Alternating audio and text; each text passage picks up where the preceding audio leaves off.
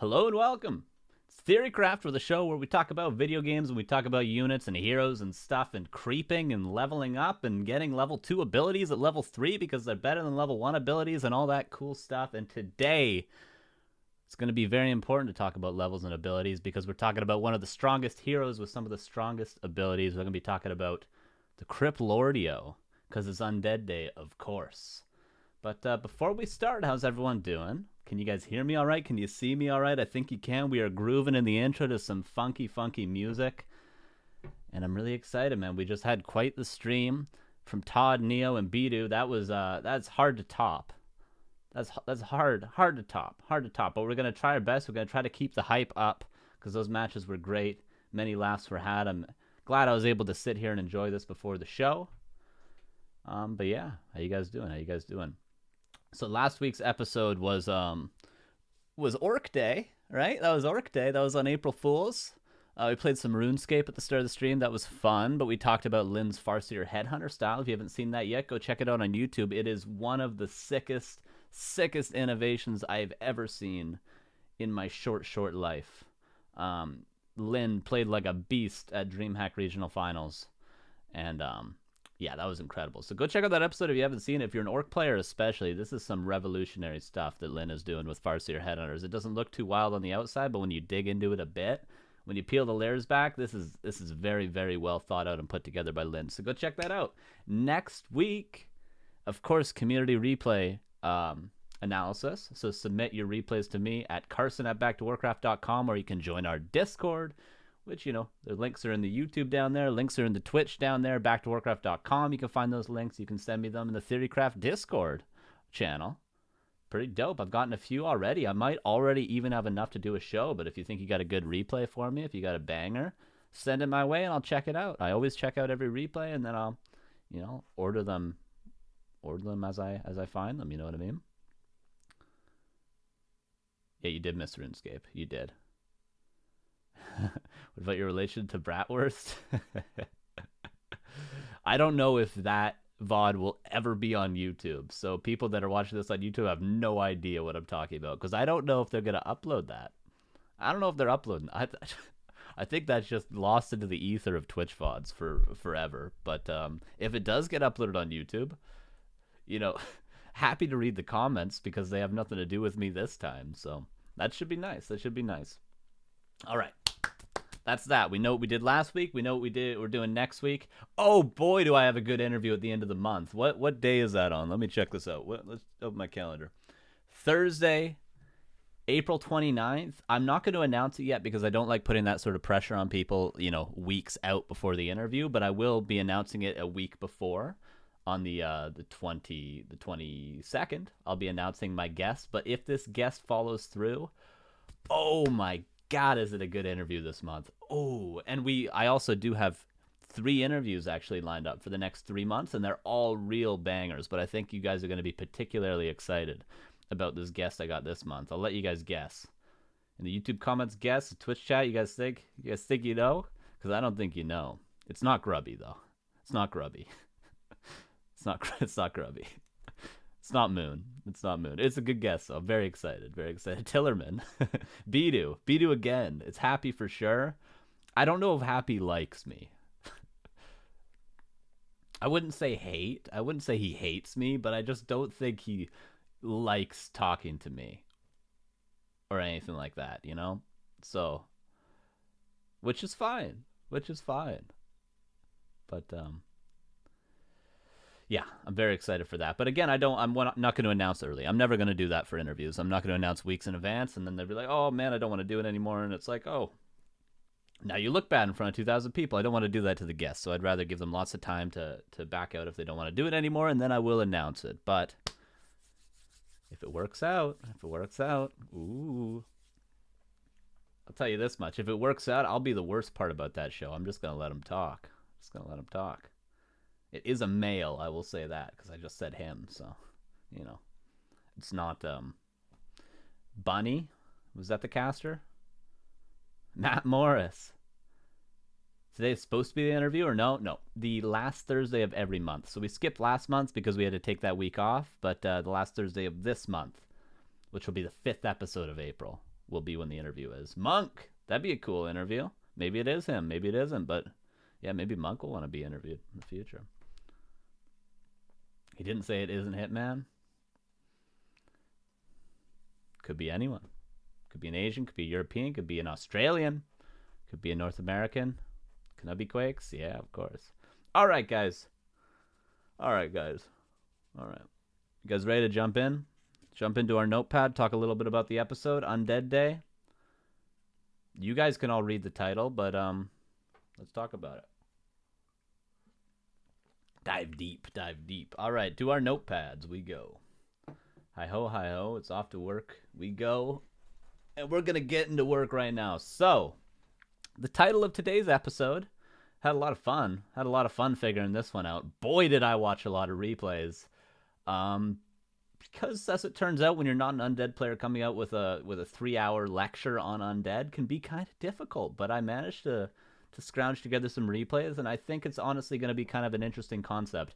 This is going to be skewed towards perhaps... Sometimes the episodes are skewed to higher level players. Sometimes they're in the middle. Of course, we have our user replay review where it's like, mostly a lot of lower level replays. But today I would say would also be skewed towards more so lower level players, people that sort of understand the basic sort of Ted Fiends, DK openers with Undead, but still sort of want to get into more, branch off into more unique strategies, different strategies, and figure some stuff out. Because the title of today's episode is... Boom! 3 flavors of Cryptlord vs. Human. That's the working title, but the title I really wanted to use was just Beetlejuice.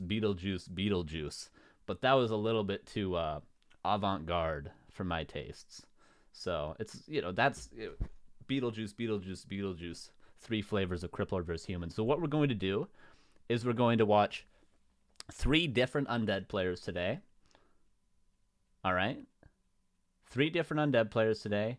And they're all going to do 3 varied strategies against human, all with the Cryptlord.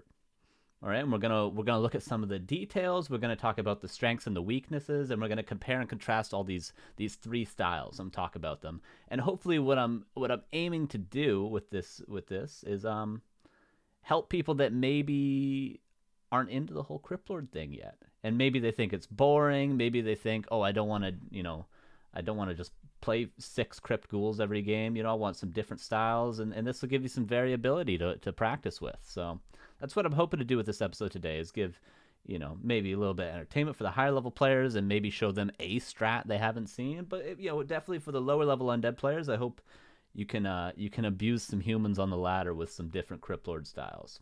All right, but let's talk about this.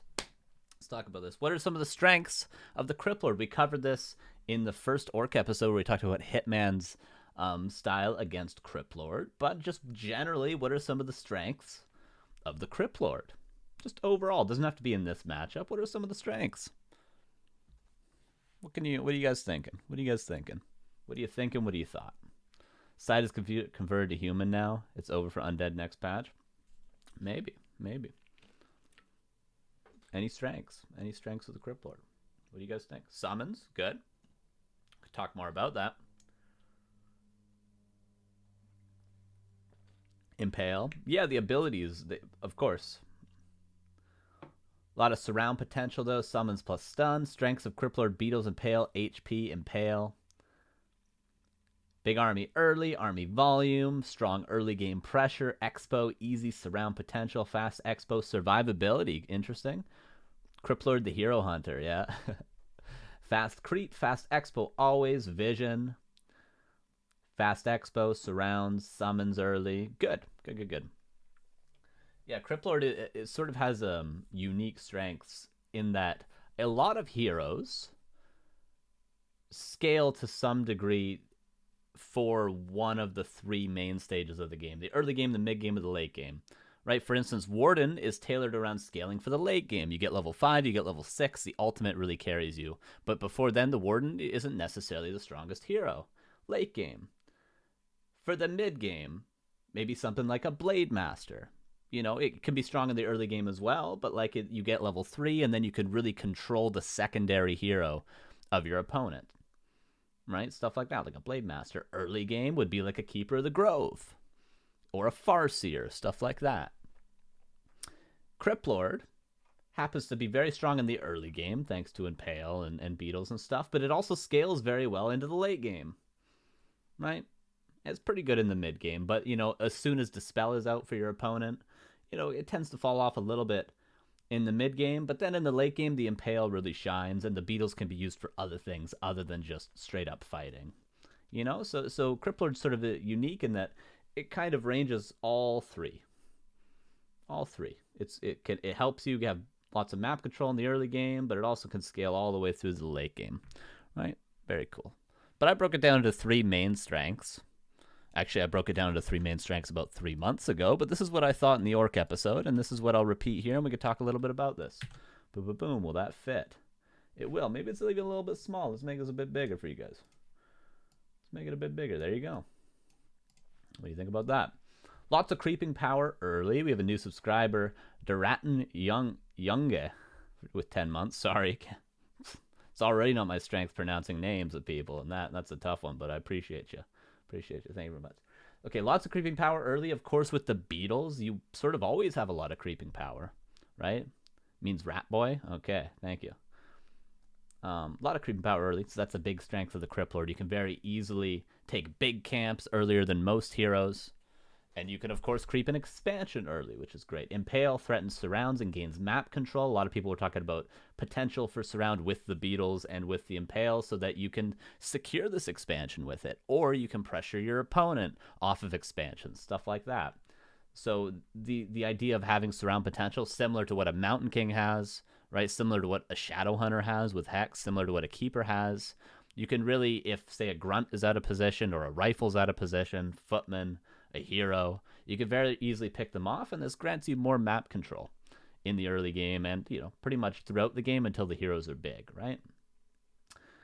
And has strong early game, but also has late game potential, like I pointed out, with those 3 stages of the game, and some heroes, you know, are tailored towards one of those 3 stages of the game, right? What else could we say? What else could we say? Maybe there's some other things. These were my thoughts, you know, a little while ago, but maybe we can fit some other things in here. So let's make this a bit smaller. What else could we say? What am I missing here? What else am I missing here? Well, these things are added together to give you the possibility of getting early expansions, right? Which is good, because not all heroes are tailored towards enabling you to have an early expansion, right? He's tanky. Let's say that too. Yeah, tanky. Let me fit this. Right, he's tanky. What else?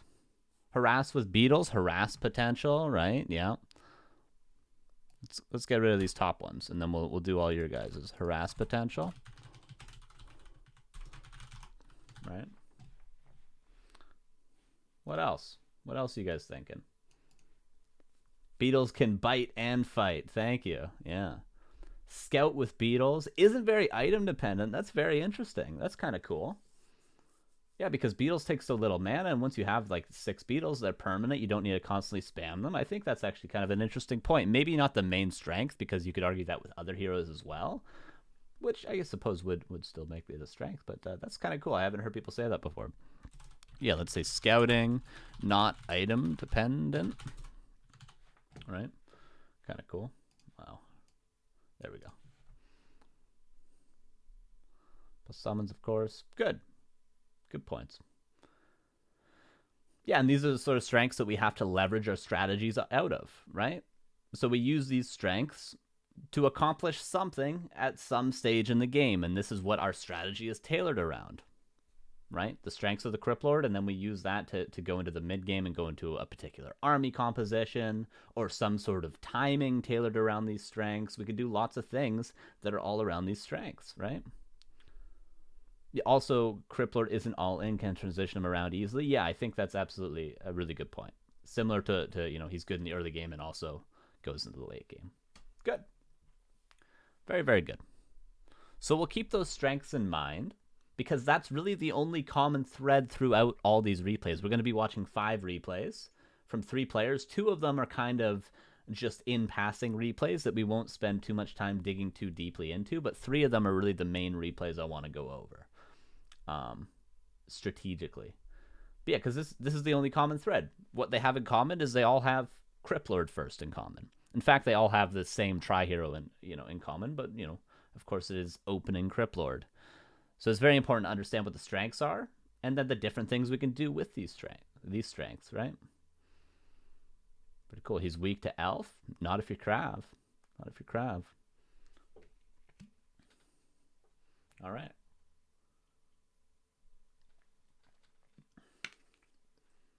Cool. So we'll get rid of this, and we'll hop into replay number 1. So we have 3 players today. Who do you guys think the first player is? Who do you guys think? Name all 3 players we're going to go over today. There's actually plenty of very good Cryptlord players. And I watched a lot of the different ones, but I really wanted to find some spicy replays for you. Crav. 120 Crav happy. 120. Xlord Michael Crav. Happy.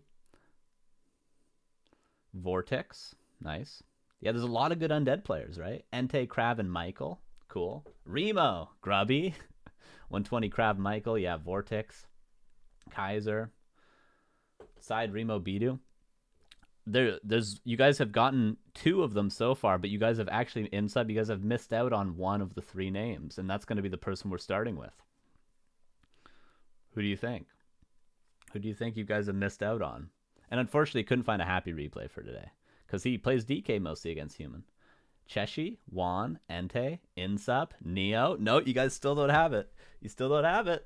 Zhao Kai. No, you don't have it. You're missing out a very important undead player. WFZ, Xlord, Blade. Oh, yeah, there you guys go. Good job. Good job. Infi. Infi, the first replay we're going to jump into will be Infi. And of course, you may be asking yourselves, he's a human player. But of course, he has recently, in the most recent major tournament, as well as a few tournaments in the past, he's been playing undead against human. And he does a very specific build that, of course, some others do. But he really pioneered this specific style, and it's very refined, actually, what he does against human. And we're going to talk about that. That's going to be our first replay. We're going to talk about Infi playing undead against human. And, of course, it takes one to know one, and he knows the weaknesses of human. So this build is tailored around the weaknesses of human, just like it's tailored around the strengths of Cryptlord. And I think this is a great build. I think it's a great build. All right. So without further ado, here is replay 1. This will be Infi against Chaemiko on Concealed Hill. Traitor, says Angry Korean Man. Yep. And I think this is a great build. This is a great build. Here we go. Please let me know how the in-game sound is, but let's go. Here in the bottom left is, of course, Infi. His name, not legible, but this is Infi. This is Infi. Not legible for me, I should say. And then top right, we do have the Korean human player, Chaemiko. Especially with Infi not playing human too much anymore, TH not playing. Looking to be one of the best human players in the world along with Sock. So, a very, very strong opponent indeed. Especially for one's off race. But let's see. Soul Glider. Alright. So far we've seen... And I'm going to be pointing out throughout these replays the details that maybe more advanced players are going to catch. For instance, the build orders, what he's creeping, why he's doing some things that may be obvious. Because, again, I want to tailor this to lower level players so that they can maybe learn a build or two so that they can beat every human player on ladder with these builds. That's what I'm hoping to get out of here, all right? So he's, of course, going to open with Alter and Crypt. This means he's going for a ghoul build. Ziggurat's a little bit later, but this means he'll have a decent number of ghouls when his hero does come out. Is Todd going to explain how to counter this? There is a very specific build that Chaemiko is going to do in order to counter the very specific build of Infi, which is kind of cool, and it might actually be worth an episode in the future, this build, but we'll see how the strat develops for human, and then maybe when we have our human day in a little while, we'll be able to cover this sort of stuff, because certainly human players need help in this matchup, just like undead players do. Everyone needs help. Everyone needs help. I need help. All right, so second Ziggurat, lots of ghouls, right? And Infi is a player, and we'll talk about the differences between our other 2 players as well, but Infi is a player who very much likes macro, especially with human. With Night Elf, he even likes fast expanding. With Orc, he plays Farseer and tier 2 expands all the time. And with Cryptlord, it's no different. He's going to sell the Town Portal, he's going to buy 2 Sacrificial Skulls, and he's going to go for an expansion. But of course, on a map like Concealed Hill, you can't just creep the expansion straight up. You have to go for the green camp first. So that's why Infi's going for this. If this was another map, and believe me, I watched a lot of replays of Infi, he would just go for the expansion right away. If it was something like Northern Isles, Last Refuge, Echo Isles, of course, even, Terranus Stand, he would go for the expansion right away. But because this expansion is very difficult to creep, he goes for the green camp first. Just out of necessity. He's going to get lots of summons. He's scouted by a footman, but he's still going to go for the expansion. Why sell TP? Well, we can look at his gold right now. 234, 192. He sold the Town Portal. And Infi's not a player that likes to unsummon his altar. I noticed. He never seems to unsummon his altar, so he sells the TP to sort of give himself a little bit more gold, and then his lumber's going to work out decently as well. So it sells the TP just to get some more gold, essentially. But yeah, a lot of undeads will sell their altar as well to get more gold and lumber, right? A player's forces are under attack. But yeah, it's purely just to afford the expansion as early as he can get it without being too unsafe, which is, of course, why he's going for this Ziggurat. It would be way too greedy to not get into Nerubian Tower. But he still wants to get that expansion as early as he can.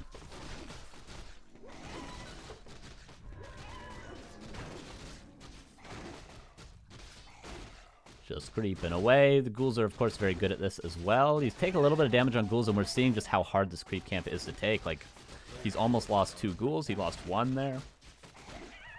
But yeah, it's a very difficult, which is why he, of course, went for that green camp first. Chaemiko is going for an fast expansion as well. We'll talk more about this later in our second replay. And yeah, now Infi is going to try to get level 3.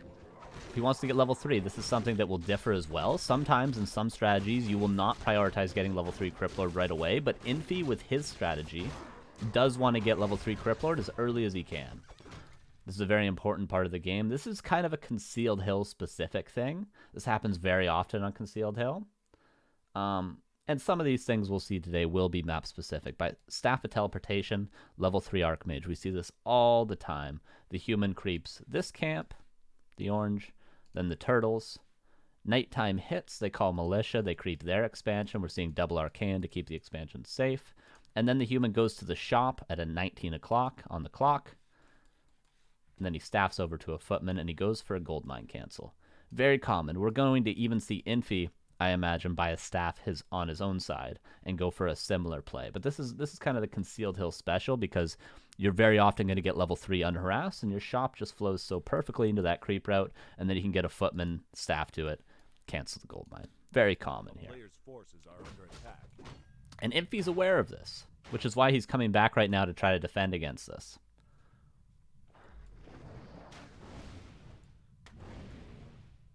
Cryptlord comes back. He's going to lose the gold mine.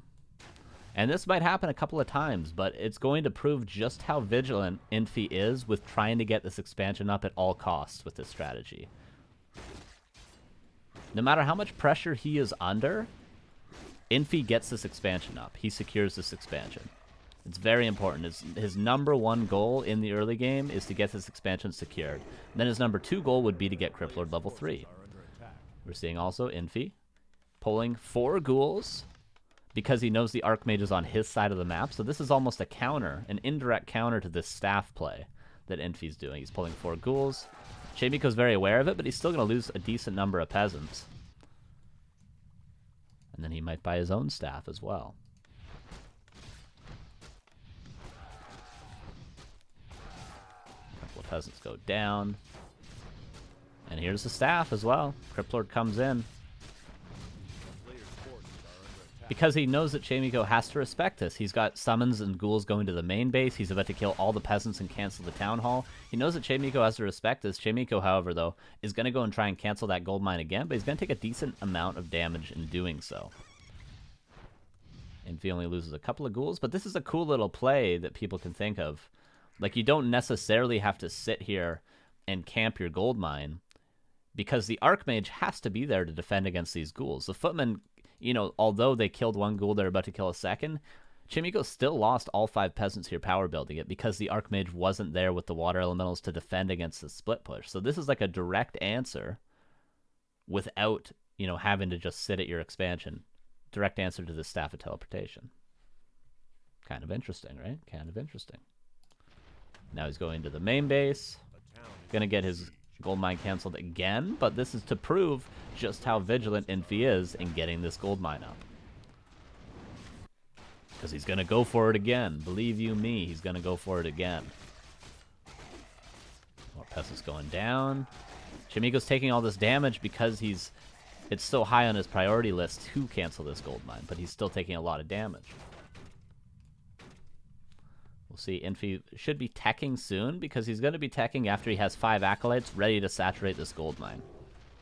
Right, but he doesn't have a second necropolis, so he's got to wait till he has at least 5 acolytes so that he can tech. You know, 5 extra acolytes. Beal's going to the main base. Again, more and more damage being taken by Chaemiko because this is so high on his priority to stop this, right? His expansion is about to be up, though.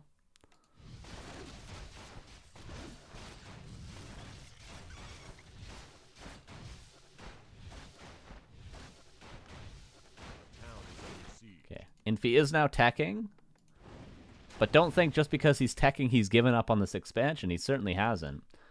He has the acolytes that he needs. He should have a 5th acolyte. Maybe he doesn't, actually. He's only got 4. He must have lost 1. But yeah, he's still going to go for this expansion. He just needs to get his tech started. But it's still his priority to get this up as soon as the Archmage has left him alone.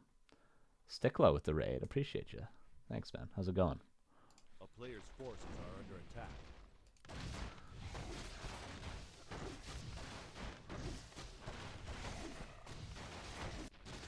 Goes for a surround, misses it. If he did anyway, there's still a Staff of Teleportation, which is why this is so good for the human to get on all maps, but especially on this map. And the Cryptlord staff's back because, you know, he can't really get much more done in the main base, and of course he still wants to get this expansion mining. He still wants to get it up. Just because it's been canceled 2-3 times now, because he's already teched, doesn't mean he's still not going to go for it. Graveyard, of course, needed for a lot of things. Going to certainly be needed for what Infi's going to do. And there's a gold mine. There's the gold mine again. And if it got canceled this time, he would still go for it again. A player's forces are under attack. Because that's how Infi plays with Cryptlord. He gets it up.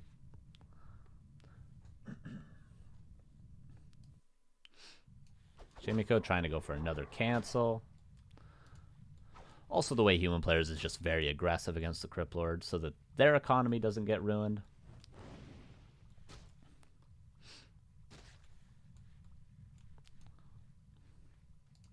And of course, Chaemiko is going to pull ahead economically, but his tech is going to be a little bit behind. We can compare the two right now. See? A little bit behind, which is typical.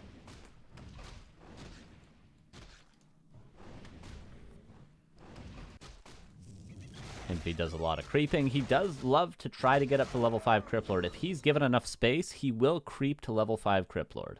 He will do that. Don't test him. Don't test him. These towers, do they slow down mining?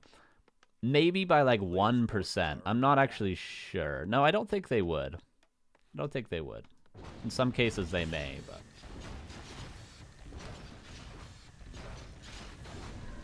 Infi would have just crept this if he didn't find a Creepjack here, but as it stands, Creepjack is still juicy, so why not take it? But of course he would have liked to just creep this himself. And let's look at what is Infi building right now, because his tech is about to finish. It in fact has finished. His expansion is now secured with 4 of 5 because he lost one of those acolytes. Okay, so he's getting another crypt. He's getting a necropolis at his expansion so he can build that 5th acolyte that he desperately needs.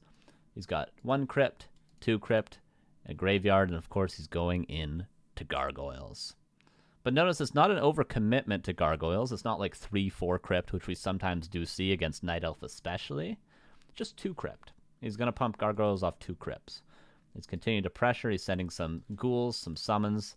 Continue to split push, which is always very good to do with the Cryptlord. But yeah, he's going into gargs now, and we'll keep an eye. Gets a sapper even. He wants to kill that farm. Are the 2 arcane towers? This is a good question. Gnome Saying says, Are the 2 Arcane Towers in the Expo standard for human or just specifically undead matchups? Specifically for the Cryptlord, in fact. Yeah, you get 2 Arcane Towers. It may be a little outdated at this point. This might be a little bit of an old replay, but from the human side of things, yeah, the human was, and they may still be, in fact, they build 2 Arcane Towers, and then they build the expansion to defend if the Cryptlord just skips their expansion entirely and just runs straight across the map with a bunch of summons and comes to kill your expansion. The 2 Arcanes make it very, very safe for the human to expand early, although we even saw Chaemiko, even with being that safe, he still lost 5 peasants early. But yeah, just a very, very early Arcane and a very, very early double Arcane, specifically against the Cryptlord. Sapper getting caught out. Not a pivotal part of the strategy. Staffing. See, this is what's so good about these split pushes with the Staff of Teleportation. It gets so much value, and we're seeing players more often use the staff very effectively. You know, I think even in just the last year, it's gotten a lot better, the usage with the Staff of Teleportation. Let's again take a look at the actual build order, because although these plays are very cute and nice, these aren't crucial. Infi's just finding openings, and he's taking the openings. He found an opening for the Sapper, and he thought he could maybe blow up this farm and get into the main gate with the floodgates, but main base with the floodgates is what I was trying to say. But you know, these are just cute plays. It's not an essential thing, but the split pushes are nice. The staff plays nice. The Sapper plays nice. But what's important is, what is he building? What's his build order? His tier 2 finishes. He's still just building Gargs, just Gargs. He goes tier 3 before getting anything else. We don't see anything fancy yet, right? No secondary hero quite yet. No slaughterhouse, nothing. Just Gargs right now. Tier 3 tech, couple Crypt Gargs. Continuing to harass. Keeping the human honest with this harassment, right? Making sure the Archmage cannot pressure into the main base and go for any sort of, you know, if there was tech buildings, cancel, or go for any sort of acolytes. Making the human play defensive is what Infi is doing right now, so that he can tech up safely at home. Continue to creep. Again, like I said, Infi's happy to creep to level 5, but not if he's getting creep jacked. He's happy to creep Cryptlord level 5. There's the DK coming out after the tier 3 tech. And continue to produce gargoyles. And Infi builds a specific number of gargoyles, but we'll talk more about that once he's at that number. He'll, of course, lose some, but he still tries to get up to a specific number.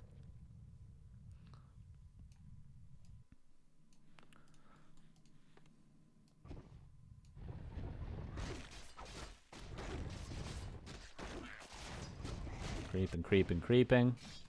Chaemiko continuing to try to maybe steal some creeps away. Archmage level 5 ain't nothing to complain about either for the human side of things, so he would steal some camps. Staff back home. More and more value with the Staff of Teleportation to the Death Knight that's now come out. Just more zigs at the expansion.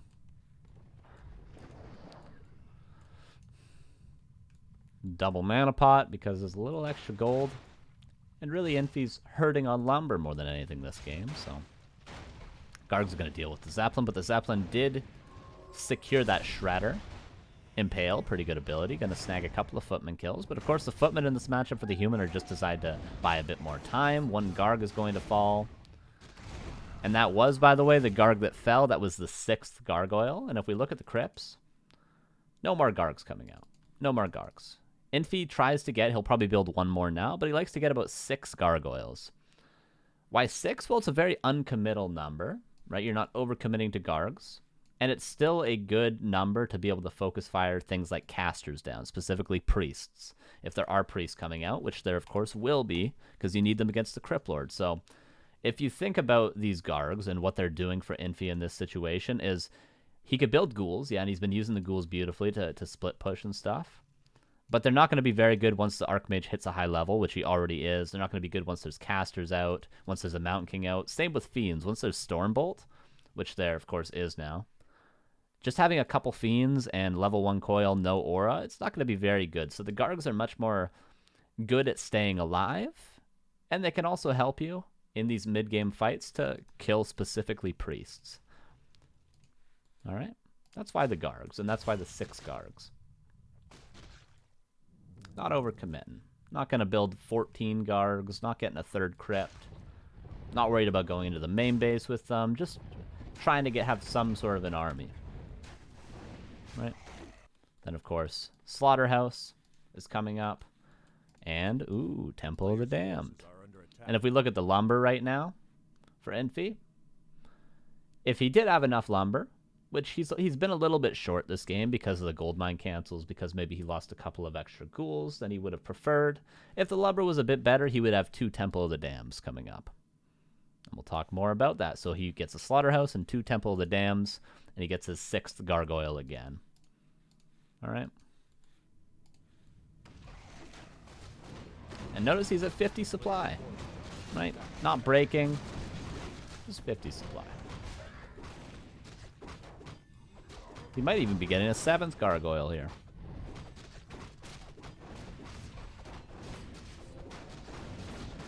Losing them. Better to lose a Garg than a Fiend, I always say, though. And these would be Fiend kills every Stormbolt if they were Fiends. So...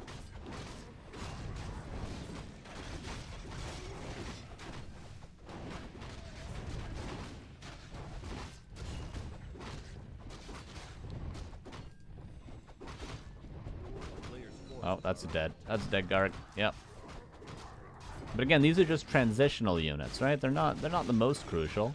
They're what ghouls were before, Gargs are now. Ghouls are the tier 1 transitional unit, Gargs are the tier 2 transitional unit, and the final unit we're going to be going for, of course, as we see the 2nd temple get up for Infi.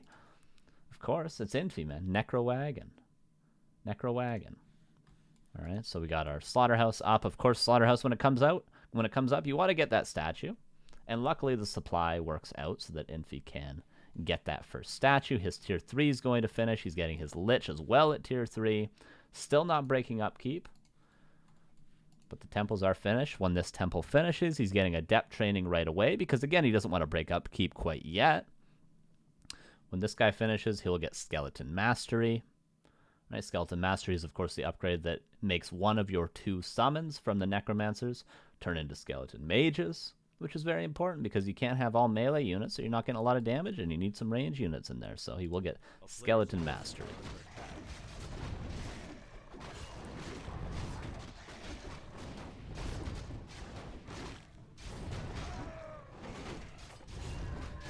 Level 5 Cryptlord, as I said, he would be solo creeping the Death Knight if he didn't prioritize level 5 Cryptlord, but of course he does. Because it's very, very good. Lich is out. DK will try to get level 3 if possible. Of course, level 5 Cryptlord is good because we can see Impale level 3. Lich comes out, gets Orb. And we'll keep very close attention for when Infi decides to break upkeep, as he should be getting Skeleton Longevity, or not Longevity, Skeleton Mastery soon enough. Frenzy, of course, as well for the ghouls.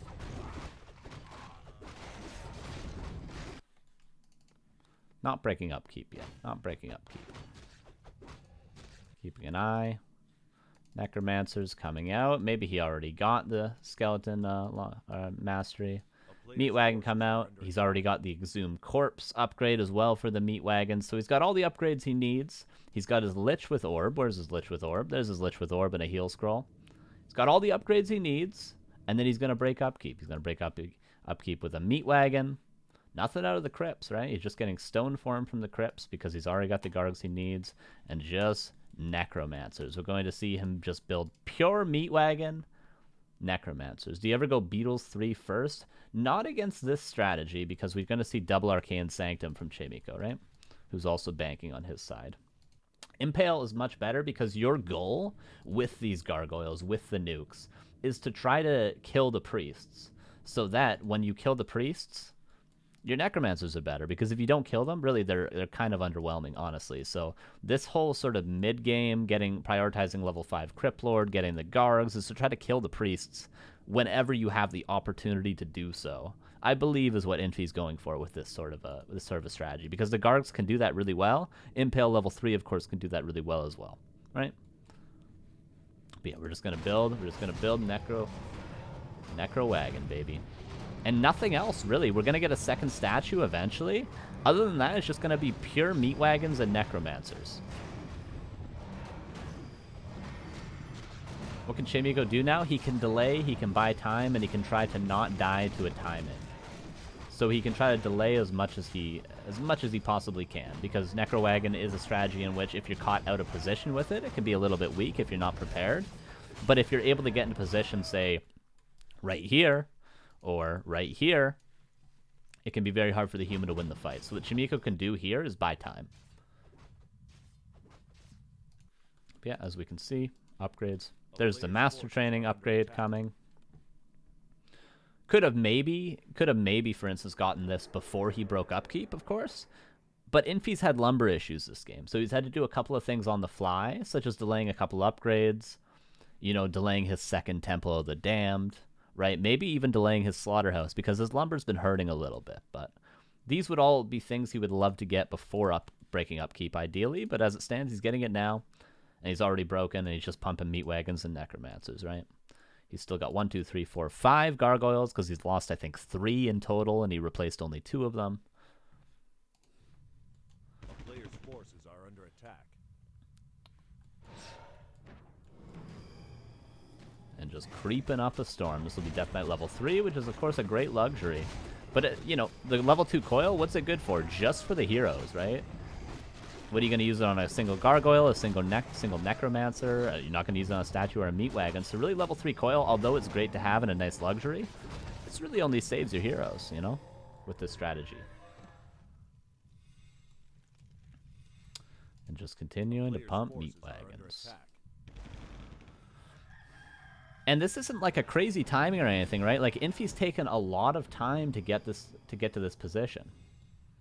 He's taken a lot of time. He's not hitting a very specific, tight timing.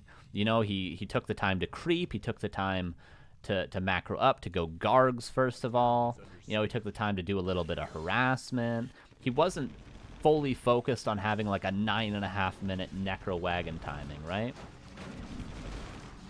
He just wants to get up to this ideal army. That's all he wants.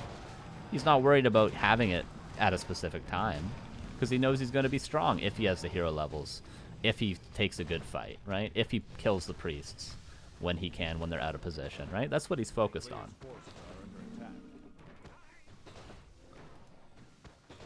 And here, as it stands, this is it. 2 meat wagons, 1 statue, a couple of necromancers. And what's he building? He's building a 2nd statue now, but he's getting his 3rd meat wagon first. And of course he should be, I believe. Yeah, he's getting +1 attack. Why are attack upgrades so good? Well, they're on the ghouls, of course, which he was using before, which he's not using quite now, but, you know, they're still good to get. They're on the meat wagons, and they're, of course, on both these skeletons when he does get that +1. They work on the skeletons. So attack upgrades, armor upgrades, very, very good with this strategy, because you have so many units. You get so many value. Even if these guys just get +1 damage from the attack upgrade, there is so many of them that it's probably the most value upgrades you will ever get in the game. The most value. And we'll talk more about this actually in our last replay of the day. Just keep this in the back of your minds. The upgrades for Necro Wagon is very, very strong. But here's the timing. Here's the attack. Here's the push. Frenzy on everything. What's he going to go for? Probably a priest. There's 1 priest going down, almost a 2nd priest going down. See, that's what he's trying to do. He's trying to get ready for the fight by killing the priest beforehand. And then if the priests are dead, what can you do against this army if the priests are dead? Which is why this level 3 Impale is so strong. Cripple can be used on the knights. If there's griffins, Cripple could also be used on the griffins. So really the priests are the major danger, and, you know, the level 3 Mountain King potentially as well is a big danger. Yeah, look at the Impale.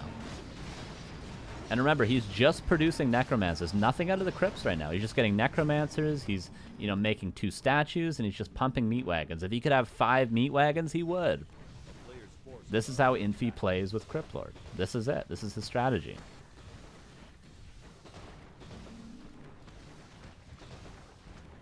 And this isn't just this map. This is what he does every time. Every game that I've at least seen of Infi playing Cryptlord against human, this is what Infi does. There might be, you know, a couple outliers, but, you know, I downloaded most of his replays. We think a sack skull right here, I think that would be a great choice. Yeah, a sacrificial skull here, that might be a decent adjustment. I think also earlier upgrades for Infi would have been great too, but he's got +1 now. And yeah, he's just owning him. Just owning him. And this is Infi's strategy. This is Infi's strategy. Are there places he could improve? Certainly. Are there weaknesses in the strat? Probably.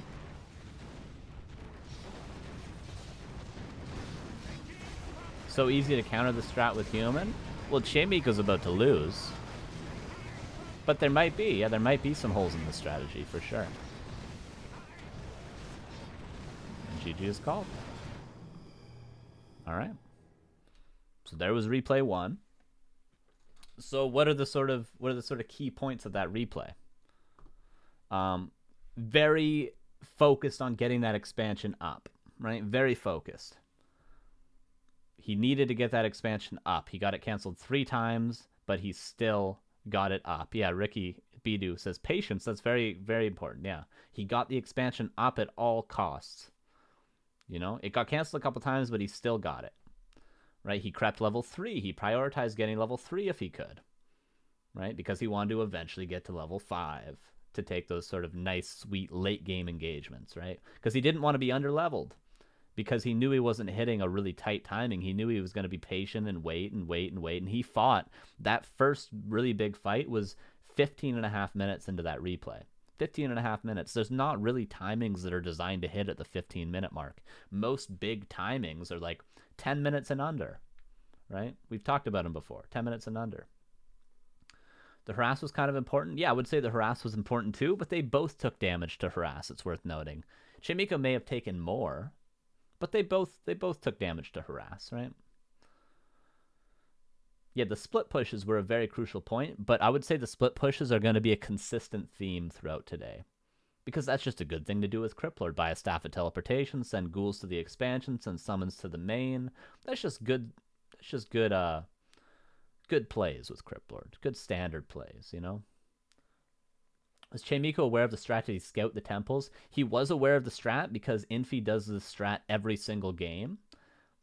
And I believe this was game 2 or game 3 of a best of 3.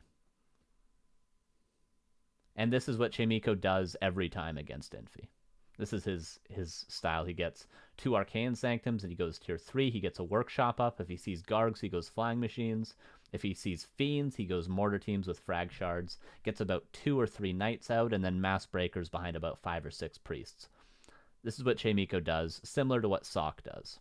So yes, he knew the strategy was coming. But yeah, kind of an interesting strat. A macro-oriented strat, a very human-esque strategy from Infi with Cryptlord. And very refined as well. The 6 Gargs into Temple. He gets all of his upgrades and then breaks upkeep at the same time after his upgrades are done. Gets 2 statues, 3 meat wagons, and just goes. Right? Thank you, Dizzy. Thank you. All right, so who's going to be... Oh, we are going to actually watch Infi again replay too. Going to watch Infi again. This is one of those replays. I said we're going to have 3 main replays today. This is going to be one of those replays that we're just going to watch in passing because I just want to just tag that this sort of style from Human exists and then move on from it. So we're going to watch a second replay also on Concealed Hill, also against Chaemiko, but Chaemiko is going to do a much different strategy. And I just want everyone to just be aware that the Human may do this. Right, because it's not all flowers and unicorns and all that. You know, we're playing against human beings, so sometimes they try to just balls to the wall counter us, and that's what we're going to see Chaemiko go for in this game too. So I just want to show you guys, this second game. So here's game 2 on Concealed Hill. All right, here we go. Let's check this out. So the spawns are reversed, but the players are the same. And Infi is going to, of course, try to go for that same build again. So here's Infi in the top right. Altar, Crypt. Again, this will at least give you guys a good idea of, you know, the basic build order that Infi's going to go for. Of course, Chaemiko on the bottom. Going to go for a different build this game. And this is a very standard build order, actually, from the Human. Because it's great if Infi is allowed to macro up, of course, right?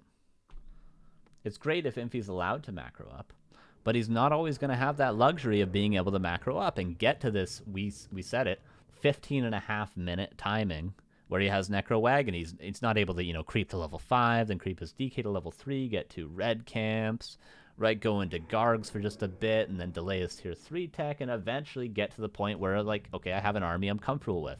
He's not always given that amount of space, and we can't count on being given that amount of space. So that's what we're going to see in this game. We're going to see him get pressured a lot, right? Get pressured a lot and be forced to, you know, change it up a little bit, spice it up a little bit. I just want you guys to be aware that this is also going to happen, right? Especially when we're planning for the late game and only the late game. That's when things fall apart in the early game. So let's see. Archmage coming out. Cryptlord coming out, ghouls as well. Expect to see the same stuff we saw last game from Infi. Same stuff, at least for the first couple of minutes. Acolyte comes out, goes towards the expansion. Gonna probably kill some critters if he can. That'd be great. Kill this frog. Yeah. Yeah, take him out. Take him out. Take him out. Of course, for summons.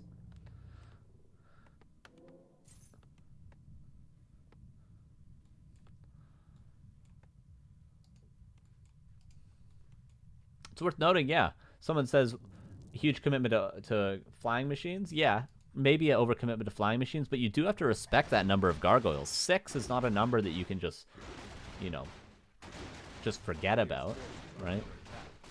6 is certainly something that has to at least be dealt with a little bit, because, or else, you know, you're left with only your Archmage kind of being your anti-air, right? So you need some sort of an anti-air. But yeah, certainly maybe could be too many flying machines last game.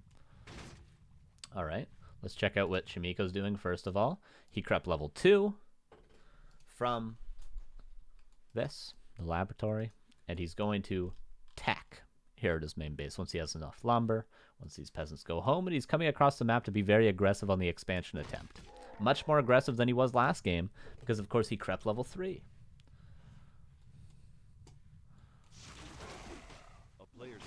And now this being a very difficult expansion to creep. Now he's got to creep it, Infi, with Chaemiko being right in front of him. Wanda Mana Stealing is really good against the Cryptlord as well. And this is a lot of pressure. And see, this is what I mean by we don't always have, you know, 15 minutes, no rush. We're not always playing against our brothers. And they're just not going to, you know, they're just going to make 12 towers at home and leave us alone for 20 minutes. We're not always doing that. Infi's playing against a real human being. And this human being is fed up with losing Necro Wagon in the late game.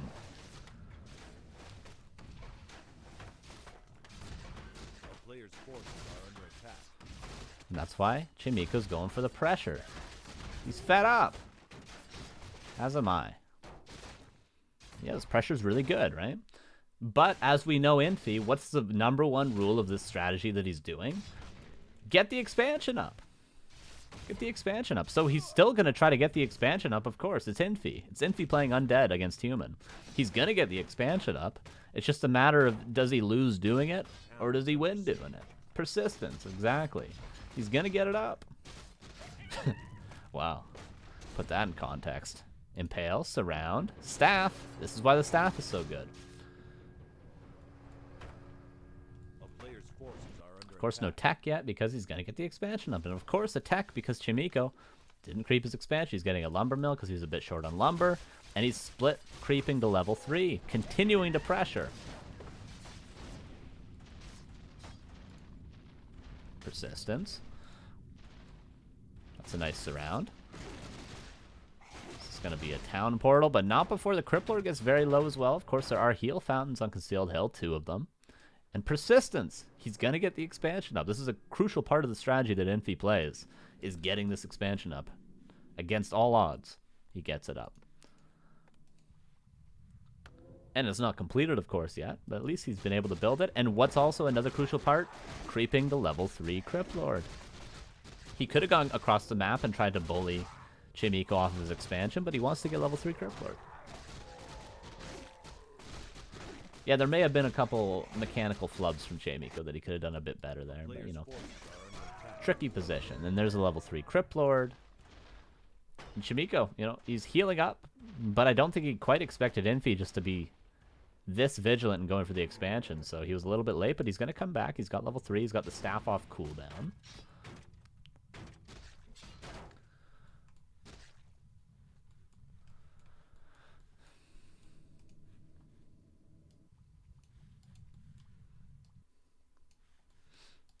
And a second Ziggurat. We didn't see this last game, right? We only saw one because the expansion didn't have to be secured. And of course, the tech is very, very delayed, as it has to be.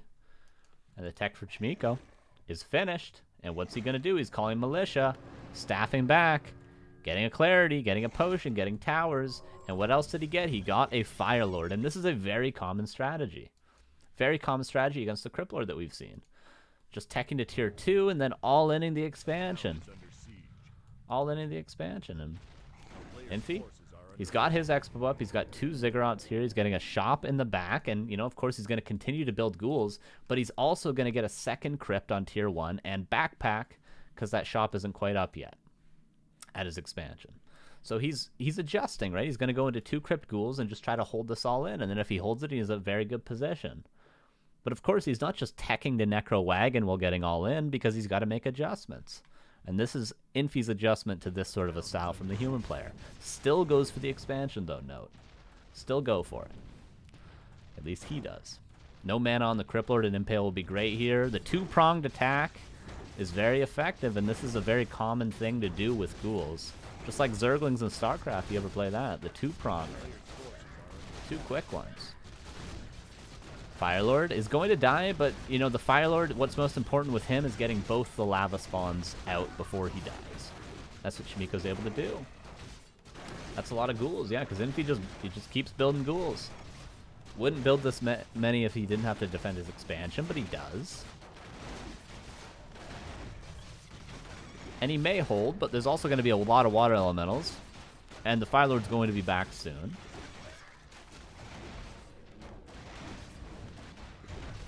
Canceled. Expansion not quite fully mining, but will be soon. Graveyard as well, because you can, of course, get summons at the graveyard if there's no corpses. But there's plenty of corpses. Lava spawns, double split, and this is starting to get dicey, isn't it? A lot of summons, and this is why the strategy is so strong.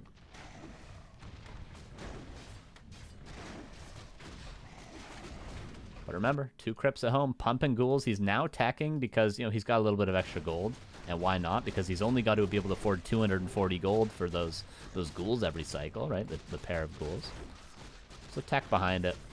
Follow-up plan if the expansion dies. And this is looking pretty sketchy, right? Looking pretty sketchy. Thank you. Appreciate that. Firelord's back. He's about to have another lava spawn once it's off cooldown. Archmage level 4, level 2 aura. Towers are getting up. Pretty sketchy. Pretty sketchy.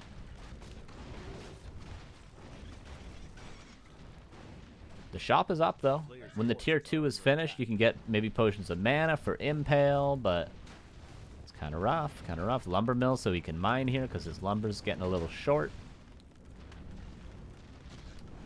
Trixie says, in my opinion, lava spawns need a buff. I think Firelord could use a buff. I think seeing a strong Firelord would be kind of cool.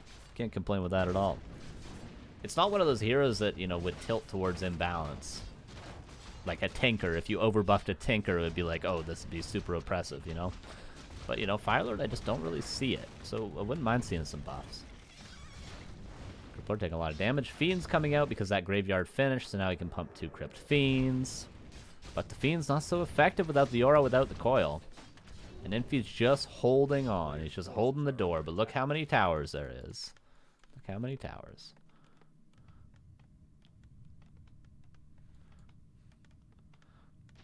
Firelord was busted when Incinerate was a passive. Oh, that's crazy. I didn't even know that was a thing. And Infi seems to be evacuating, but where's he evacuating to? The Cryptlord's sitting here. Because he can summon at the graveyard now and hold with his towers. Well, he sends the ghouls back. But he's never really going to be able to deal with 6 towers here. The tier 2's, however, finished. And he's still mining on 2 base. Blizzard Retrain is nice for Chaemiko, but he's going to have to defend his main base.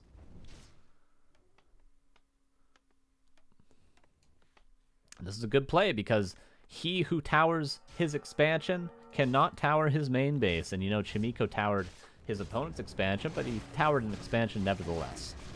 And GG is called just like that. The base was blocked. The heroes couldn't get in. The Cryptlord staffs in with a town portal and a heal scroll.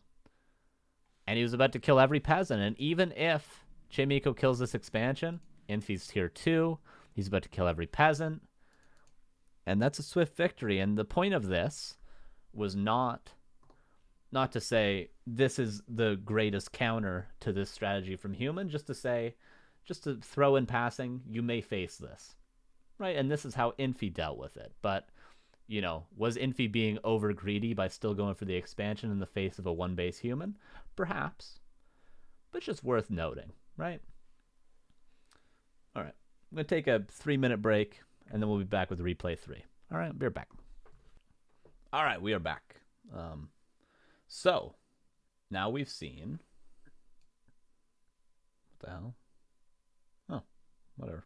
Now we've seen one style, one of 3 styles against human. And what are some of the key factors from that style? What do you guys think? What are some of the key factors? Oh, let me adjust this real quick. Boom, boom, boom, boom. You guys saw nothing. No reality showing. What are some of the key factors that Infi brings to the table? I would say, if I knew how to spell the word vigilant, I would say he's very vigilant to get in the expansion, right? Vigilante? No, vigilant. That's pretty easy to spell, actually. He's vigilant for...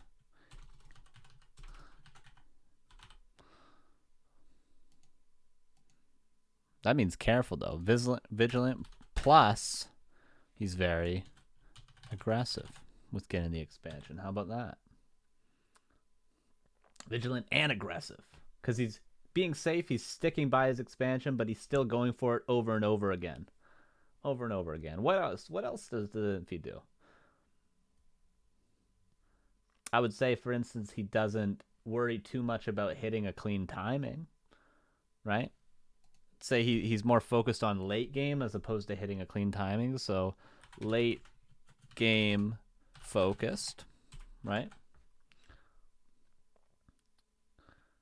Creeping in meantime at 100 HP. Yeah, but creeping by his expansion. Well scouting, right?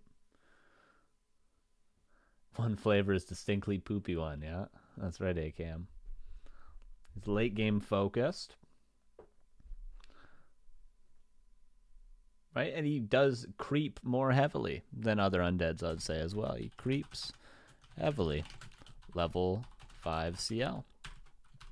And I'm sure if you asked every undead player, do you want a level 5 Cryptlord in your game? They'd be saying, yeah, of course I want level 5 Cryptlord. But they don't always play as though they prioritize level 5 Cryptlord. And this next replay, this player certainly will not be prioritizing level 5 Cryptlord. Won't even be prioritizing level 3 Cryptlord. Who's the next player? Who's the next player? We got Infi. Who's number 2? Who's number 2? Who are you guys thinking? This is a good one. This, I think, is my favorite style that I watched of all the replays. Krav.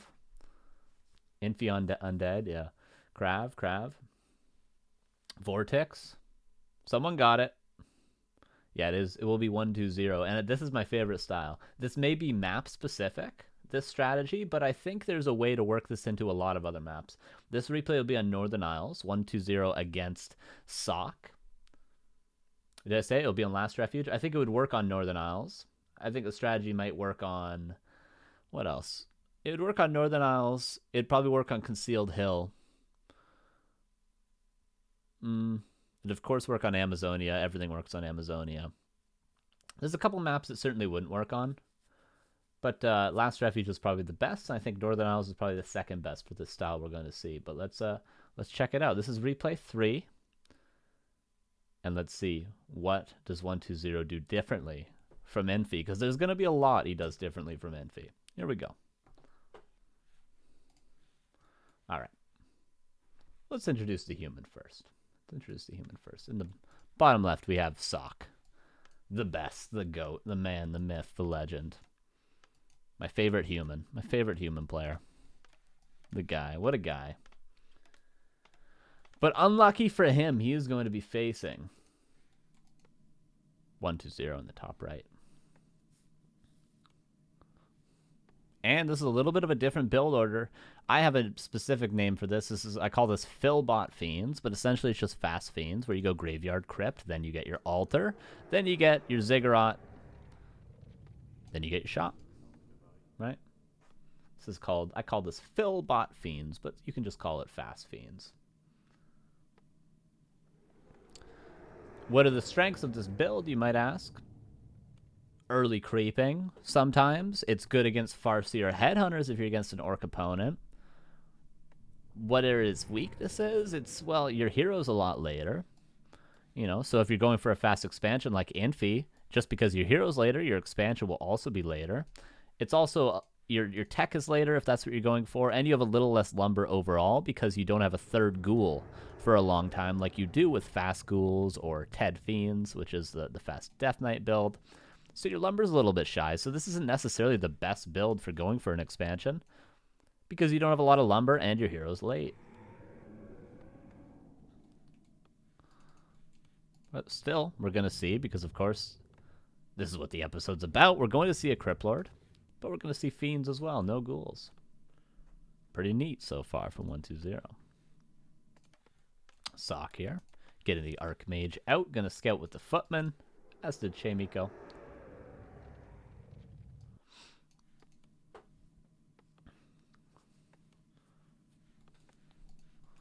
And Fiends are gonna start pouring out of the Crypt. Tales from the Crypt. Anyone remember that show? That's a pretty cool show. Alright, Archmage gonna creep. Bring a protection. Footman wants to see the hero. Wants to see the hero. The Fiend is going to pull the green camp, so we're at least going to be starting with the green camp. Before presumably our expansion, because, you know, Cryptlord players always be expanding, right? Second Fiend coming out. A player's forces are under attack. Archmage for Sock continue to creep. Cryptlord comes out, double summons. Good thing about having this early graveyard, right? He's going to creep the green camp. And a third Fiend coming out. So this is going to be a lot of Fiends early game. Fiends are very good at creeping. Fiends are also just very good pressure units. But again, he's got them, you know, he's invested a long time into getting to this stage because he's just come out of the altar and Sock's already crept 2 camps. He's about to get his expansion starting to build. Yeah, 1-2-0. His third Fiend's going to be out. He's crept the green camp. He got Claws of Attack. And now he's going to go creep 1 more camp. Not the expansion, as you might expect. He's going to creep the shop. Going to creep the shop, which is why this is probably best on Last Refuge, because you can just creep the shop and you can get this nice consumable here as well. And then he is going to tech, so there won't be an expansion. Of course, after the tech, he gets his third ghoul because he'll need that for lumber, but not before 1, 2, 3 Fiends. He gets level 2. Wand of Mana Stealing is great as well. Lots of summons.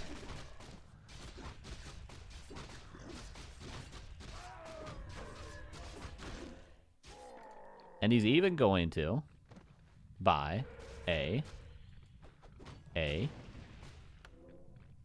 Circlet, which is kind of cool. Don't see that too often from Undead, but 1-2-0 is one of the few people that actually do that. I imagine to see this work on Echo Isles as well. Yeah, I think Northern Isles, Echo Isles, it would work on. All the Isles, yeah. Which is why I say this may be a map-specific strat for 1-2-0 specifically. But I think it would work on other maps, too, with a little bit of thought into the creep route. And here comes the Cryptlord, a lot of pressure. This is a neat little thing that 1-2-0 did. He had this one Fiend being pressured by Footman, so he sent another Fiend back. So he sent 2 Fiends back. And these 2 Fiends are going to go meet up with the third Fiend, and then these Footmen that have been split onto this Fiend will be pressured off easily. So although he only really needed to micro back 1 Fiend, he micros back 2, meets up with the third one, and he's going to defend against these split Footmen while going here with his Cryptlord and 1 Fiend. Kind of a cool little play from 1-2-0. And here's the pressure. This is just the start. Could always invest the Impale if he needed to guarantee that cancel, but he doesn't need to. Gonna lose one Fiend. Nicely done by Sock to call Militia like that. And only one Peasant falling so far, so far this strat seems a little bit underwhelming, but more Peasants are going to fall.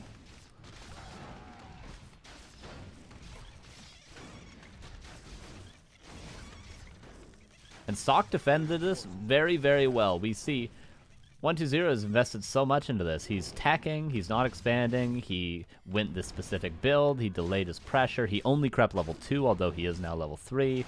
He invested a lot into this pressure right here, and he's really only getting 2-3 Peasants in total, and he already lost a Fiend, so Sock has defended this beautifully. But yeah, more Fiends coming out. This would be Fiend number 5. But of course, if it was Fiend number 5, he would have needed to wait for this Ziggurat, so 4 Fiends is around the number. A player's forces are under attack.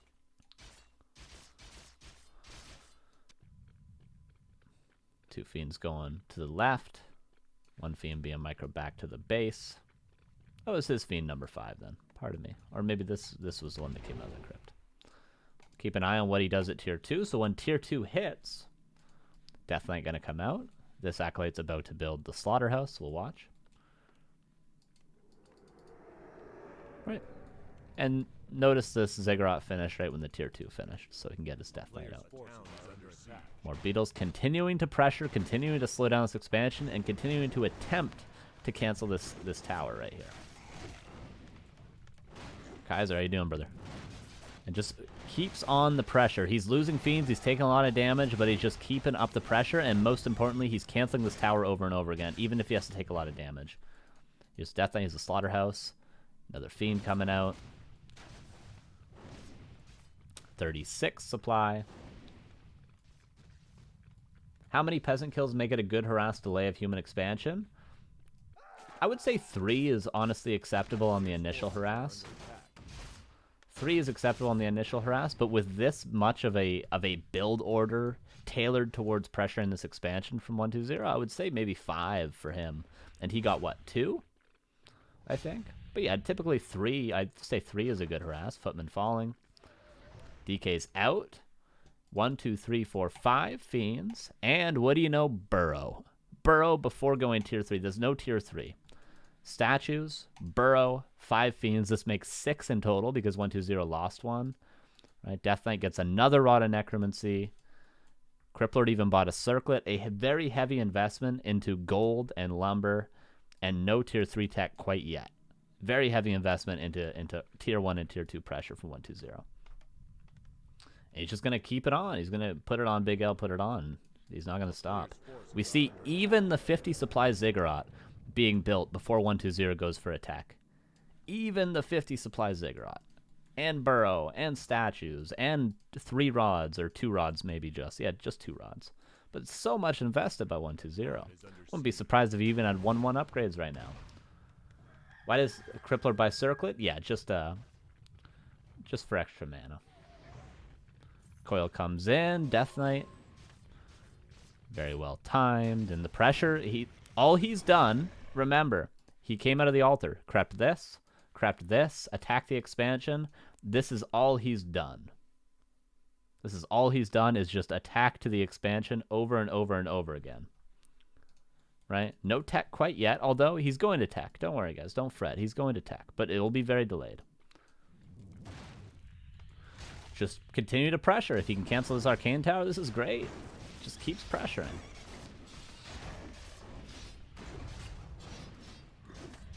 Cryptlord's starting to get low, but don't worry. We got a Death Knight just at the perfect time, and you know what? We got a statue at an even better time. Just keeps pressuring. Keeps pressuring. Defend coming in. Tier 3 tech as well, because, you know, we're not going to all in, but we are going to very much delay our tier 3. And there's really not any opportunity for Sock to get any unit kills because there's Burrow early. There's a statue now. Right? There's Death Coils perfectly on time.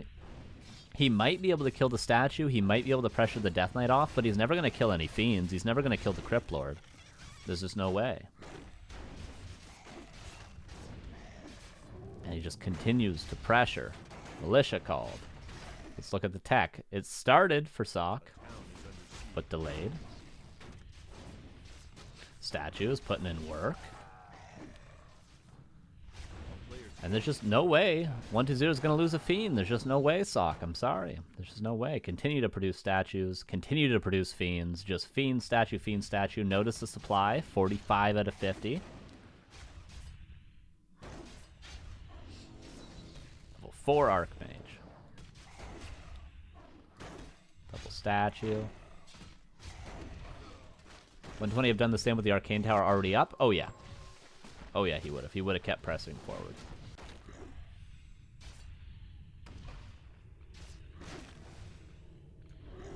A player's forces are under attack.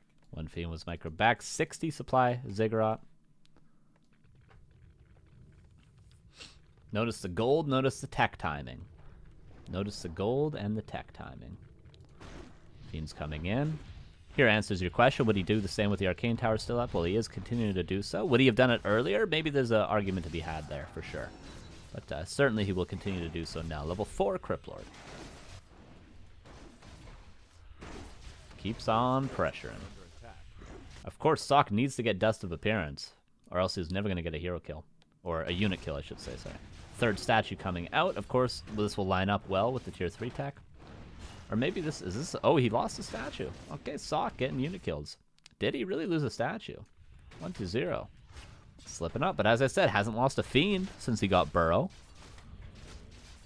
As he loses a Fiend, possibly. No, he will save this. Coil. Yup.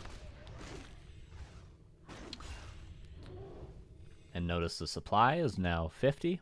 Destroyer form. Lich. There's a couple of cool things about this strat as well. One, the two annoying things, let me go to the notepad. Two annoying things about playing DK, this sort of one-base DK pressure against an expansion, there's two annoying things. Right, I'll delete this because this is about the last replays. There's two annoying things. One, you want to get DK level 3 at some point, but you keep pressuring, so it's so hard to get DK level 3. That's why we sometimes see players like Happy120 creep level 2 DK before harassing the expansion. Because it's so annoying to have to get level 3, to have to stop your pressure and go creep and get level 3. That's one thing that's annoying. Whereas in this case, he only needs like a couple of coils to get his DK up to full health, or to get his Cryptlord up to full health after the initial harass, right? You don't really need to get DK level 3 because it's your secondary hero, and you've already got a lot of pressure put on the expansion with the Cryptlord and stuff. It's not as much of a priority as if you play DK first. Two, the second annoying thing. When do I get my orb? If I get my Lich on tier 2, and I want to keep the pressure up, when I get my Pitlord on tier 3 or whatever, how do I get my orb? What's the most efficient way? Do I send my DK back all the way to the main base and get my orb and then run to the expansion and keep pressuring? Well, I might lose my Lich. I might lose something to a Stormbolt if the human has a fast tech. That's the second annoying thing. How do I get my orb cleanly and continue the pressure? Yeah, some people get backpack to do a workaround. Whereas with this strategy, we have our Death Knight that can just sort of come out of the altar and just throw coils onto the Cryptlord and be happy on level 1. And 2, the Lich comes out and it's already tier 3. We can just get the orb right away. So this strat is so well tailored to just keeping the pressure on. You never have to do anything. You can just keep attacking the expansion and your heroes are totally self-sufficient. Your Lich comes out, boom, orb. Your DK comes out, boom, level 1 coil with another rod. You never have to go back home. You never have to go back there. Your DK comes out, boom, mana pot for the Cryptlord, right? You never have to go back home. It's dope. It works out perfect. Just keep the pressure on, baby. Keep the pressure on. Like what Crab did, Lich, then a Dark Ranger Naga. Yeah, that's a cool strat, man. That's a cool strat. So Lich is going to come out. He's going to have Orb, Destroyer form, just because, you know, we're already on 50 supply. It's a good thing to get. Destroyer form, you can maybe save the statue. Dust of Appearance is now going to allow Sock to get a Fiend kill. TP's going to be forced. Sock is holding on, right? He's mining fully. He's teching up. His tier 2 is now done. He's holding on, but he just keeps attacking the expansion. He just never stops. Lich is about to come out. He just never stops. This is aggressive even for one base undead, right? It's overly aggressive. But this is what the Cryptlord allows you to do. Lich comes out. Boom. Orb. No downtime. Continues to pressure the expansion.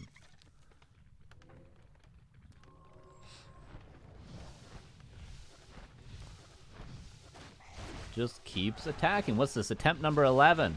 Kill the expansion. MK. Oh, watch this bolt. Watch this bolt. Let me slow it down. Oh, because you know what? There's a low fiend right here. Low fiend right here. And then maybe a decently low fiend right here. Sock, you know, probably thinks 120 is going to burrow dodge with his low fiend. So he bolts this fiend. Pretty neato. This is another cool play. Watch this. 120. Knows he's going to lose the fiend because there's dust. But he runs it away. This is just weird details. Runs it away as far as he can so that if the Archmage wants to dust it, he might risk not dusting the other fiends at the same time. And it's his last charge of dust. It's not going to work out that way, but still a cool little detail from 120. Repositioning that fiend as far away this way as he could. Just to you know, force this dust to be inefficient. Kind of cool. Kind of cool. But if we look how Sock solves that, he goes right here, and then he gets the other fiends as well. Gets that fiend kill. But now there's Destroyer form. More statues probably being pumped. Yeah, one statue was repaired back home. Just keeps attacking the expansion. Never stops. No more dust anymore. And it wears out.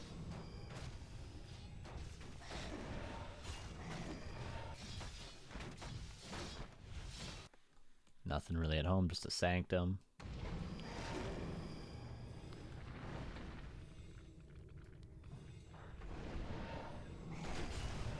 And GG is called. Alright. Pretty neat, that style, right? So, one thing worth noting, you might be thinking, what if the human just doesn't expand?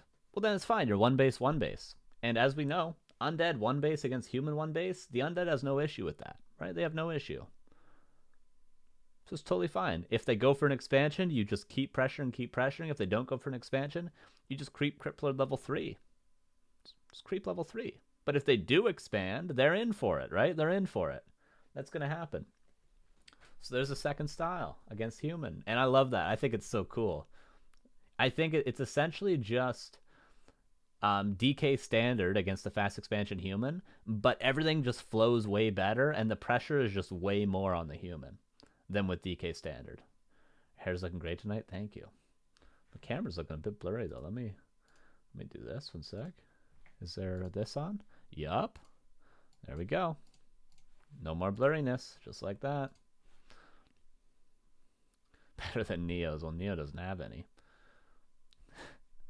Yeah, so that's kind of cool. So what are some, I mean, they're obvious what the main factors of the strategy are, what the main strengths of it are, but what are some just general thoughts on this strategy? What do you guys think? Well, I think, first of all, of course, aggression. Aggression. Did I spell that right? Let's see. Let's Google it. Did I spell it right? Yep, I did. Good for me. Way to go. Early burrow. Great point. Early burrow. Much earlier than we normally get. Tower kills were crucial. You're being a good host. Thank you. Well, thank you. True vanity. Yeah, tower kills. Crucial. Say that.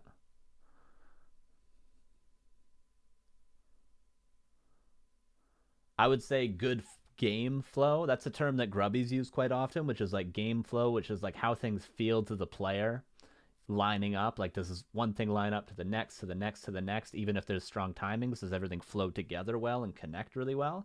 I would say this connects very well. So I would say very good game flow. Good game flow. Which is why I don't think it would work on every map. Delaying tier 3, later tier 3 heavier fiends. Yep.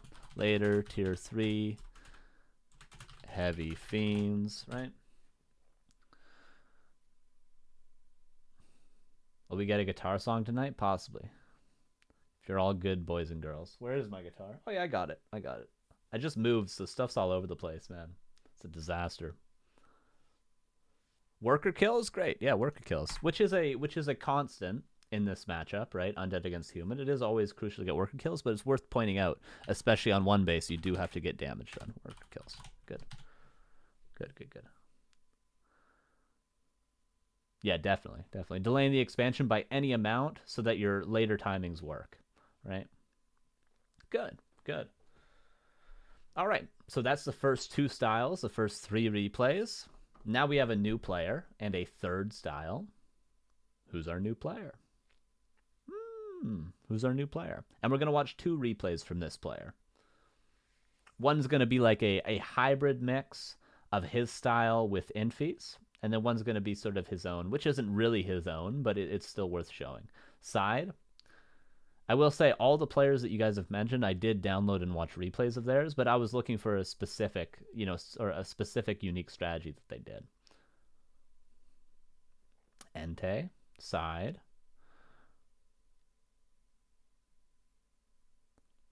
I mentioning that the threat is stronger than its execution. That phrase is used in chess often. Do you play chess? Not very well, but I do. I love chess. I really enjoy it. Just as a fan. I'm not good at all, though. I do really enjoy it. Cryptlord, again, I did watch his replays. But I found a couple good ones from the man, the myth, the legend, VortiX. And I will note that every undead player that I watched, with the exception of Infi, did this sort of a style. So this is going to be an example of the most standard way to play Cryptlord that I've seen. The most common way, without doing anything too crazy. That's what VortiX is going to show us. It's going to be the man, the myth. So here's an example of relatively standard. A relatively comfortable way, I think, for people to play Cryptlord is what VortiX is going to do here. All right, nothing too crazy. Very comfortable army composition. Very clean timings. It'll be more timing oriented. As that's what Undead is mostly about, is strong timings, which is something that Infi ignored and something 120 didn't really have to worry about because he just kept pushing. So it's going to be a more timing oriented standard army, comfortable play style from VortiX we're going to see going into replay 4. Pretty neat, right? Pretty neat. I'm going to have a sip of water. I encourage you guys to do the same. And we'll jump into replay 4. Thank you. Have a good sleep. Appreciate you.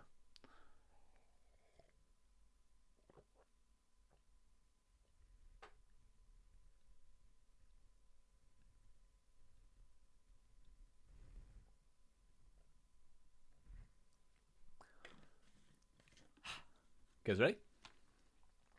Let's do it. Let's do it.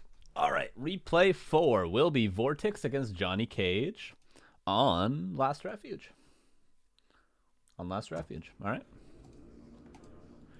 Here we go. Boom. Going into replay 4. Onward. Yeah, right. All right. Standard stuff. Here's in the bottom left, we do have VortiX. Very strong player, very nice guy. And in the top right, don't know him, but JohnnyCage. Never spoken to him. Sure he's a nice guy too. His episodes on YouTube? Yep. YouTube.com/BackToWarcraft. They're all on there. All 12 episodes. Well, this is the 12th episode, but this will be, yes.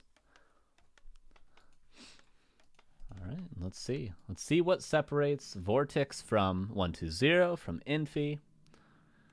And it's worth noting, I'm sure every undead player at a top level knows how to play all these styles, but, we're just working with the replays that I had, right? I'm sure VortiX is very comfortable playing that Philbot Fiend's constant pressure style 120 played. I'm sure VortiX is very comfortable playing that Necromancer Gargoyle strat that Infi played. But this is a strat that he's also very comfortable playing, as we're going to see.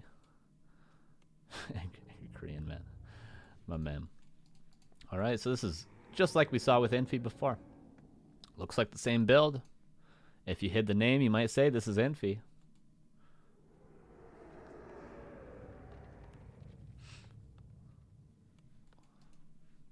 All right, here's the Cryptlord, second Zig. Of course, ghouls are going to be coming out in floods. And we'll just note, because it's the same opening build order that Infi was using earlier, we'll just note the differences. We'll try and see what differences there are between VortiX and Infi. Of course, very stylistically different players. One European, one Asian player. European undeads do have a different style from most Asian undead players, so.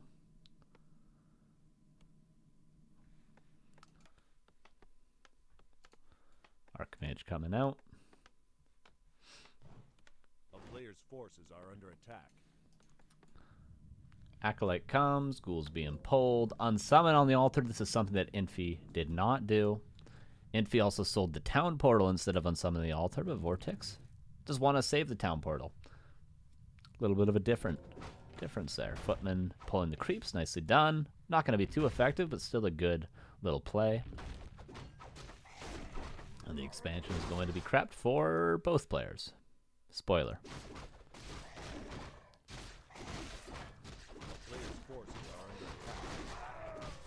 Circuit's great. Don't have to buy it like 120 did. You just get it anyway. And again, this is a common thread. Ziggurat before the gold mine, just because it's just too greedy to get the gold mine without this Nerubian tower. Just too greedy. And you don't want to risk the Ziggurat being canceled, of course. You just want to safely get this up so at least you have the Nerubian. Right? Alright. What did Infi do at this stage in the game? Of course, he continued to creep, right? He continued to creep, just like VortiX is going to. So, nothing too different so far. The only difference is the Unsummon Altar didn't sail the town portal. That's it. A player's forces are under attack. If this was an Infi replay, expect him to go creep this right after, or expect him to go creep this right after, right? One of those camps close to the expansion so that he can secure that level 3. Right, that's what Infi would be going for right now. We'll see if VortiX decides to go for the same. The Footman is here. Remember what the Footman can do. It can enable the Archmage to staff a teleportation onto it, so a bit spooky. So as I pointed out, Infi would probably continue to creep. This. Was this? Okay, not taken, so. But instead, VortiX being very aggressive off the hop, well expanding. 4 ghouls here. Towards the main base. Lots of pressure. Level 2 pressure. Not prioritizing level 3. Not prioritizing his own expansion safety, but he's just going straight. Going straight for the economic damage. Worth noting that JohnnyCage did surround 4 ghouls at the same time here.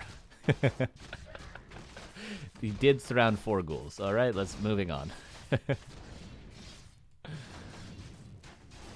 More damage being done to the economy. 2 got out somehow, but he did surround 4 ghouls. And this will most likely have to be a town portal out. But has the damage been done? A lot of damage has been done. A lot of damage. Infi may be getting to the expansion about now, maybe about 5-10 seconds earlier, but of course, Infi would have crept level 3. I know this because I also watched Infi replays on Last Refuge and other maps. This is why I can confidently say this. He does like creeping level 3. He does like creeping level 3 before going aggressive. Let's take a look at the macro, as the Cryptlord is going to have to town portal, also going to get his own level 3 from Harass. No tech yet, because he's trying to get all 5 acolytes here.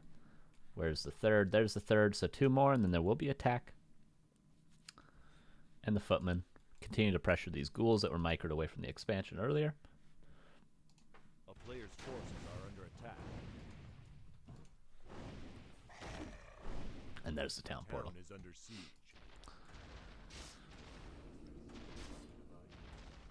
So far, a couple of differences. Of course, the macro difference of the altar being unsummoned, and the sort of strategical difference of being aggressive on level 2 as opposed to prioritizing getting level 3, and then in the future, of course, getting level 5 was always a big priority of Infi's. Not so much for VortiX, but he is going to get it regardless because the harass, of course, went very well, right?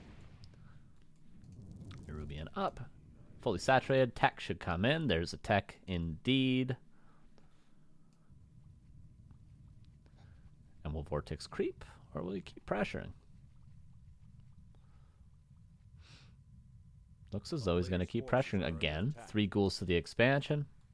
Main army to the main base. The pressure is being held up. So it's almost a mixture of 120 and of Infi. Infi went for the expansion, but then crept and played relatively passive. Of course, he went for split pushes, but not as aggressively. And 120 was only aggression, right? So kind of a mixture between the two styles.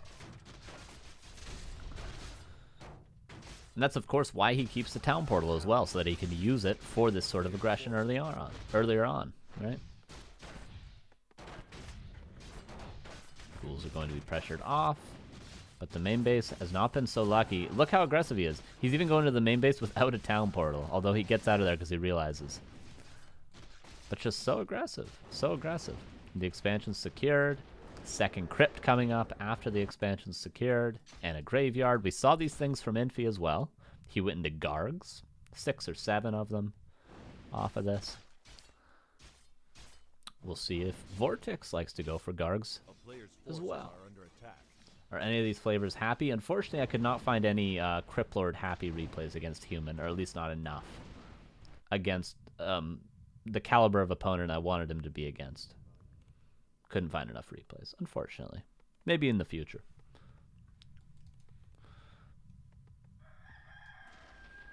Although if Happy were to play a style with Cryptlord against human very often, I imagine it would be very similar to VortiX's style right now. And we'll see why.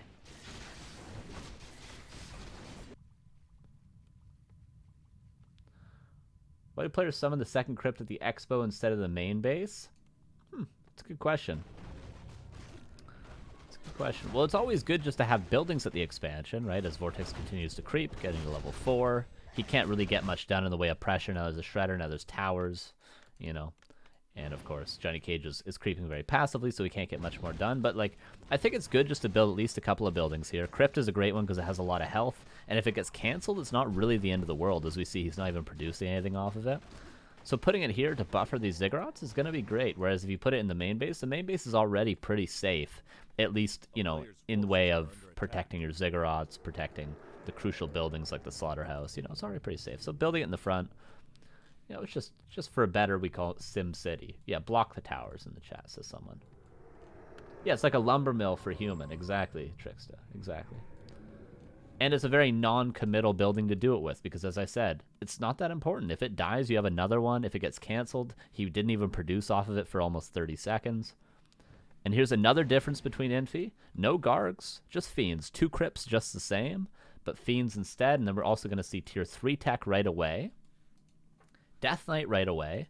After the Tier 3 tech and the Death Knight, Slaughterhouse, Temple of the Damned. We know it's only one Temple of the Damned because look at the lumber.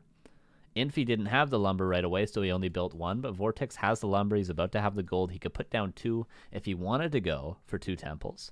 But he's just going to get 1. 2 Crypt Fiends, Slaughterhouse, Temple of the Damned. JohnnyCage is going to harass. I think he did try to fake with this illusion. And then drop into the main base, which is a nice play by him.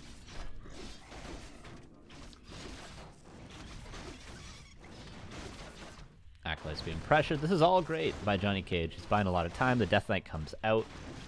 Fiends are being pumped with Burrow.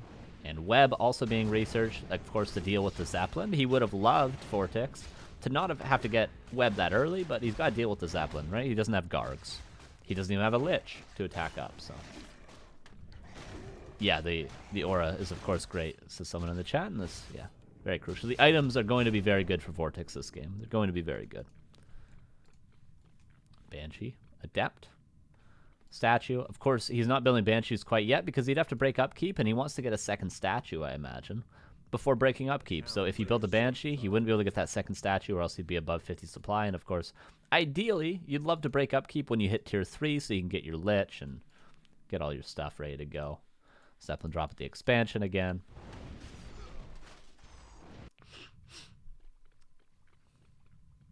And now, JohnnyCage is keeping VortiX on the defensive, which is great for him because he's trying to tech. He's trying to go Tier 3, I imagine, right?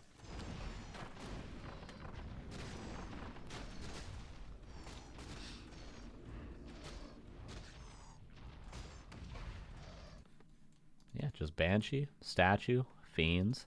Looks pretty much like a standard army, right? If there wasn't a Cryptlord first, if it was a 1-base undead, if there was only 1 crypt instead of 2, you would say this is a relatively standard army composition that he's going for. Which is why I say this is probably what Happy would play. Because he's got such great micro, why take a risk on Gargoyles, which, you know, can't be microed too much? Why take a risk on something like Necro Wagon, which could be hard countered and no micro can get you out of it? Just a nice, comfortable, standard army composition, and VortiX is, of course, a very great micro player as well. Which is why I say, you know, this is probably what Happy would do. And, of course, I'm sure he does play Cryptlord against human very commonly. I just couldn't find any of his replays where he did it. Against top opponents. Tier 3's done. Lich comes out, of course. The Lich marks the breaking of the upkeep. Destroyer form on the way. Fiends not being built because he wants Frenzy on top of those ghouls. Happy plays DK, though? Yeah, of course. That's why it's hard to find replays of Happy playing Cryptlord. Right, but I'm sure he does, is what I'm saying. You want some music? Here, play some music for you. There's Control S. Oh, oops. Wait, Control M. There we go. Music will play shortly. Creeping the Death Knight to level 3 ideally would be great. Continues the Zeppelin drop. Does human nearly always need an expo to beat undead? Most of the time, yes, but we did see an example of a strategy in the second replay where human didn't build an expansion at all. But yeah, most commonly, human does go for a fast expansion to beat undead. That is the most common and has always been the most common way to beat undead. And just Banshees being pumped. Statues, Fiends, Standard. Try Hero wants to get the Death Knight to level 3. How to beat undead? Death Note, maybe I'll have to do an episode on that, but I don't have all the answers, brother. I'm sure you have more answers on that than me. But maybe we can do an episode on that in the future. And we'll see. Don't lose a Banshee. Doesn't lose a Banshee.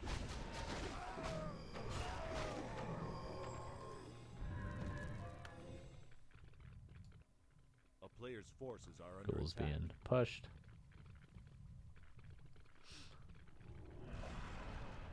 Destroyer being popped. We see a lot of gold from the human because, of course, he's waiting to go Griffins, which he will be able to. He'll be able to spend that bank in no problem, in no time. But right now he's got to hold his base. He's got to hold his base. Luckily, he's got a decent number of towers. But just Banshee, Destroyer, Statue, Fiends, Standard Army, just with a Cryptlord first and an expansion. Standard Army, Standard Army. +1 Fiends.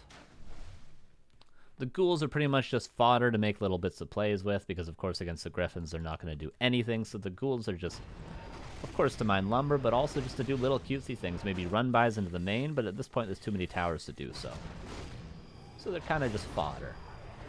There's a Death Knight level 3. As I said, the items are going to be very good for VortiX, and they are very good for VortiX. Are they game-winning? Possibly. But that's not what this is about, right? This is just about showing the strategies, talking about them. Not to say that they're the be-all, end-all, because these items are certainly close to game-winning items in an evenly skilled game.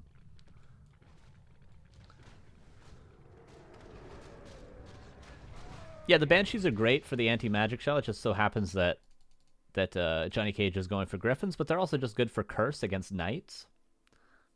If there is Knights, Banshees are usually a very good counter for it, and of course against the Mount King as well. So Banshees they have more purposes almost than Necromancers, right? Necromancers have cripple against the Knights and Griffins, but can be dispelled very easily. But Curse is very cheap mana cost, very good against the Knights. So yeah, Banshees are just a great unit overall, but they just happen to be even better in this sort of a game. I imagine VortiX would have still gone for Banshees, regardless of the strat that JohnnyCage was going for. JohnnyCage just going for Griffins. Just going for Griffins. Town is under siege.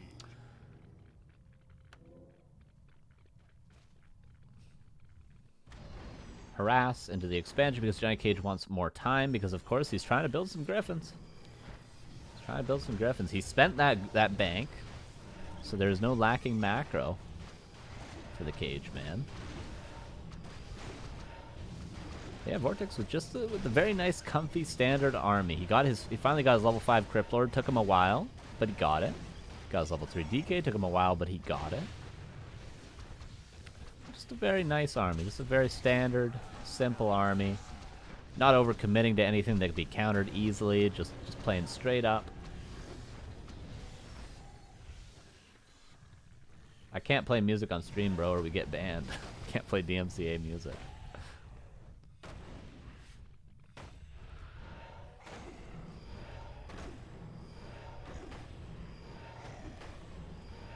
.64 supply against 62. It's not a huge advantage. The ghouls, see, I talked about them. They can't be used in the fight anymore, so they need to be used for just little bits of value at this point. So they're going to be used to actually stop the third base. Very effective. Yeah, I will, Gavin.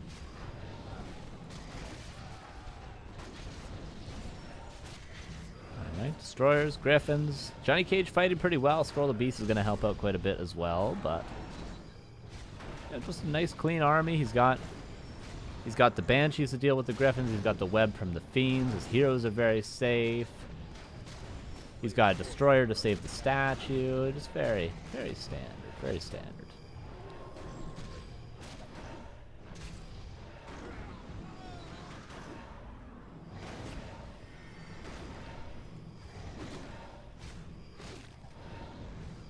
And, you know, although a relatively close fight, at the end of the day, there's really good hero levels. And that's all it takes, baby. And there's replay number 4.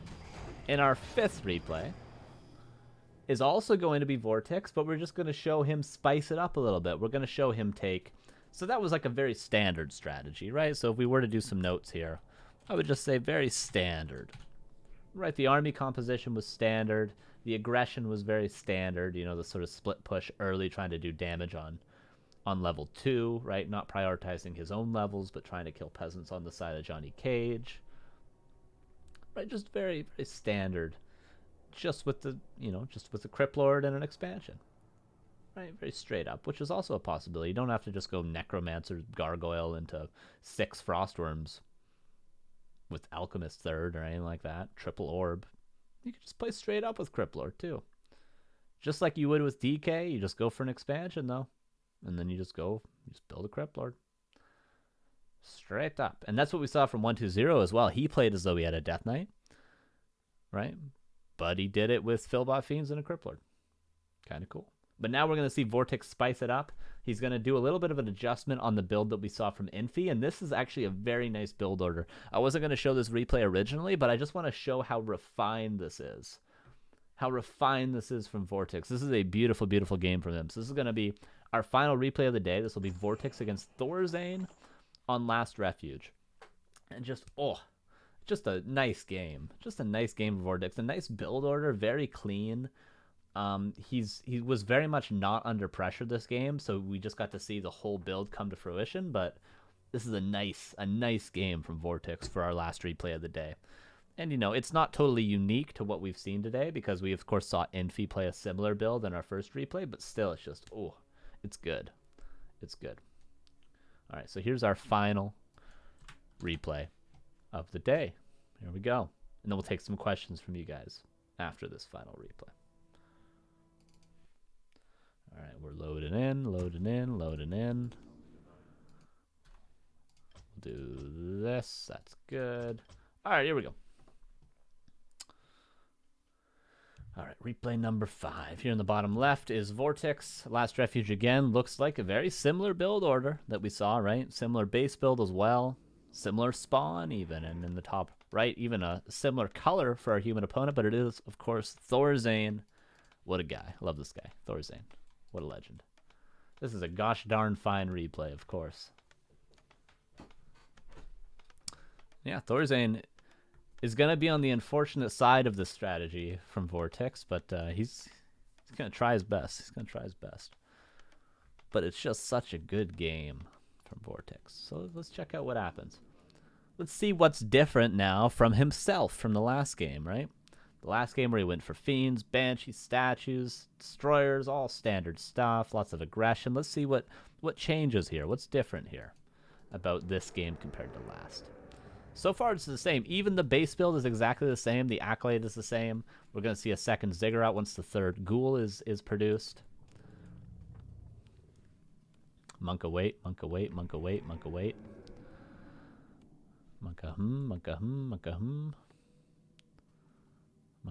Oh, he builds it before his third Ghoul. Whatever. I lied.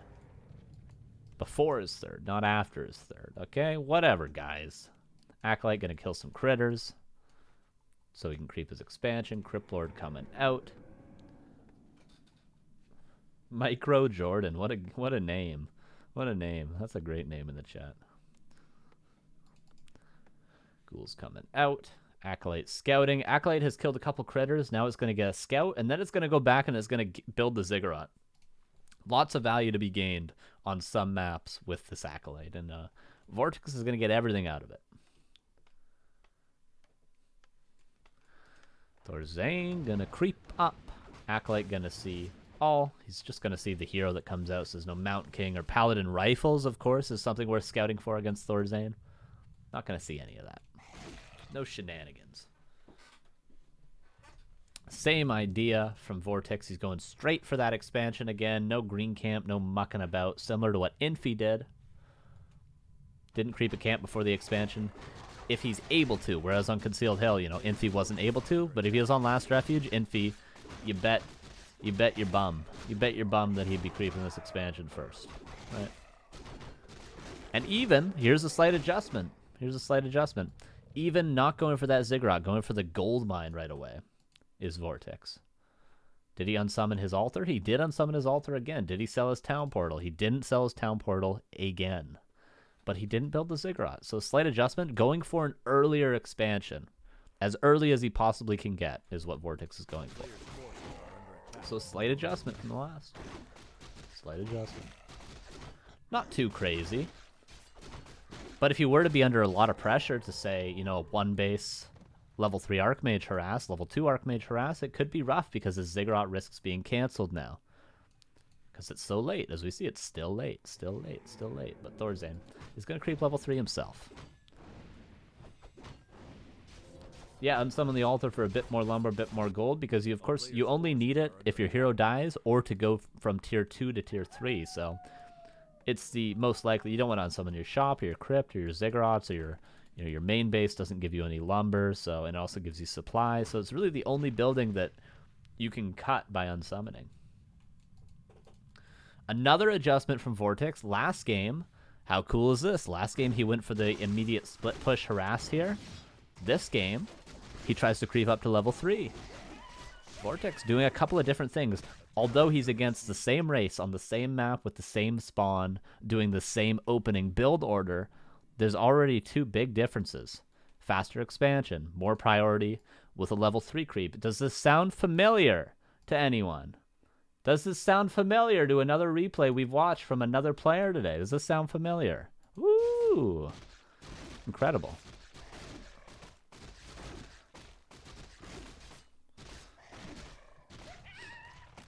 Double claws, wand of illusion. Scouting with one of those already. ThorZaiN going for his expansion, but not before getting mercenaries, getting level 3. VortiX is very close to level 3. Anything will do it for him. One peasant. This farm is crazy good from ThorZaiN.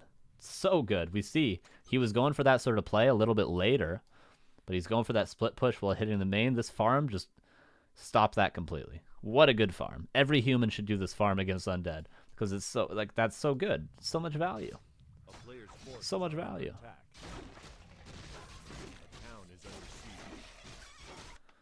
Cryptlord scouting everything. Arcane Towers coming up for ThorZaiN. So far, a very good game from both players.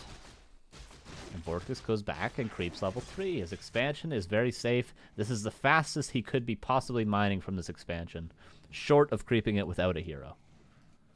And he techs. He gets a graveyard. He gets the Necropolis and Nerubians up. A player's forces are under attack. And what's the Cryptlord gonna do? Oh, Impale, Surround. This will be a town portal if he doesn't mess it up, and it will be. Showing one of the strengths of Cryptlords, of course. You can't do that with a Keeper of the Grove. Not against the hero, at least. You can do it with a Cryptlord. You can do it with a Mountain King. Expansions up. So both players had very clean expansions this game. VortiX is going to keep creeping. No more split push shenanigans. No more trying to kill peasants. He's just creeping up a storm. Tomb of Relics at the expansion. Tech coming through. Altar being rebuilt.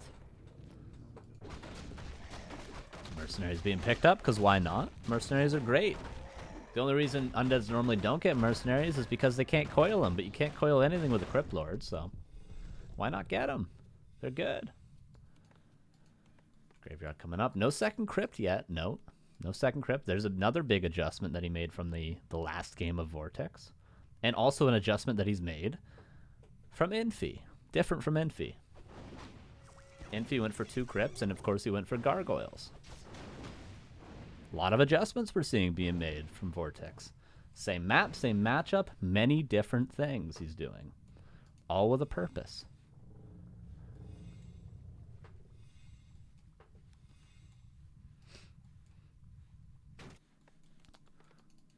We'll see what happens when Tier 2 finishes. Notice the alter timing. Very nicely done. Tier 2 finishes, immediate Tier 3, right? Immediate Death Knight, and immediate Slaughterhouse as soon as Tier 2 is finished. And immediate Temple of the Damned. All 4 immediately done. All 4. 7 minutes into the game right now. ThorZaiN steals some creep camps away, getting a greater mana. Decent items for ThorZaiN, but honestly probably better for VortiX because he got the aura. Level 4 Cryptlord, but that was stolen by ThorZaiN. Lotta's Lounge, how you doing, brother? The Insup Slayer. Surround. A lot of experience. Second Temple, okay. We know what Second Temple means because we saw it from Infi earlier. We know it means Necro Wagon, but he's cutting corners and going Necro Wagon. He's not going for Gargs. We don't see any Fiends. We see no second Crypt. And we saw he went immediately for Tier 3, didn't delay that. He didn't delay his Slaughterhouse. He just went immediately for his fast Tier 3, as fast Double Temple, as fast Slaughterhouse as he could, cutting every corner in terms of other units. You know, no Gargs, no Fiends.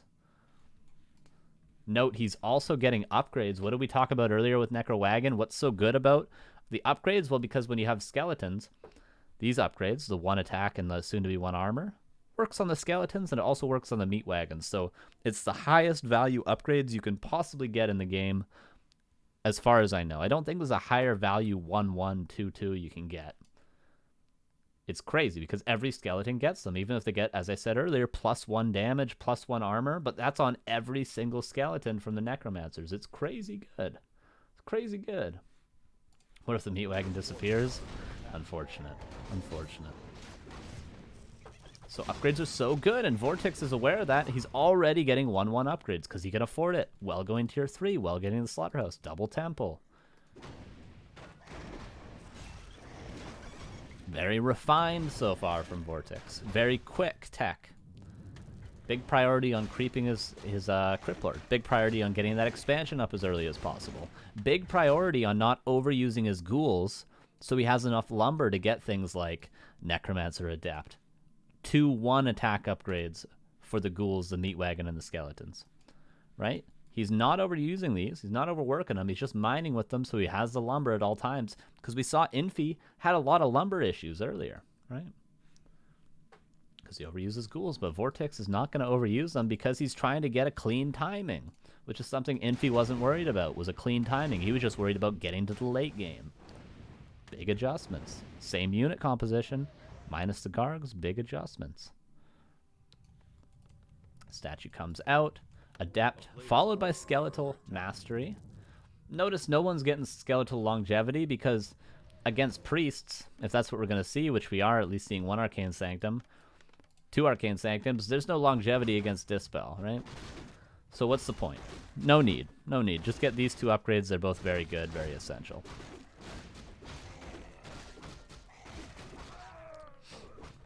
First statue out. Notice the first statue immediately goes to mana, starts giving mana to these bad boys. Very important. Tier 3 is about to finish. Players' forces are under attack.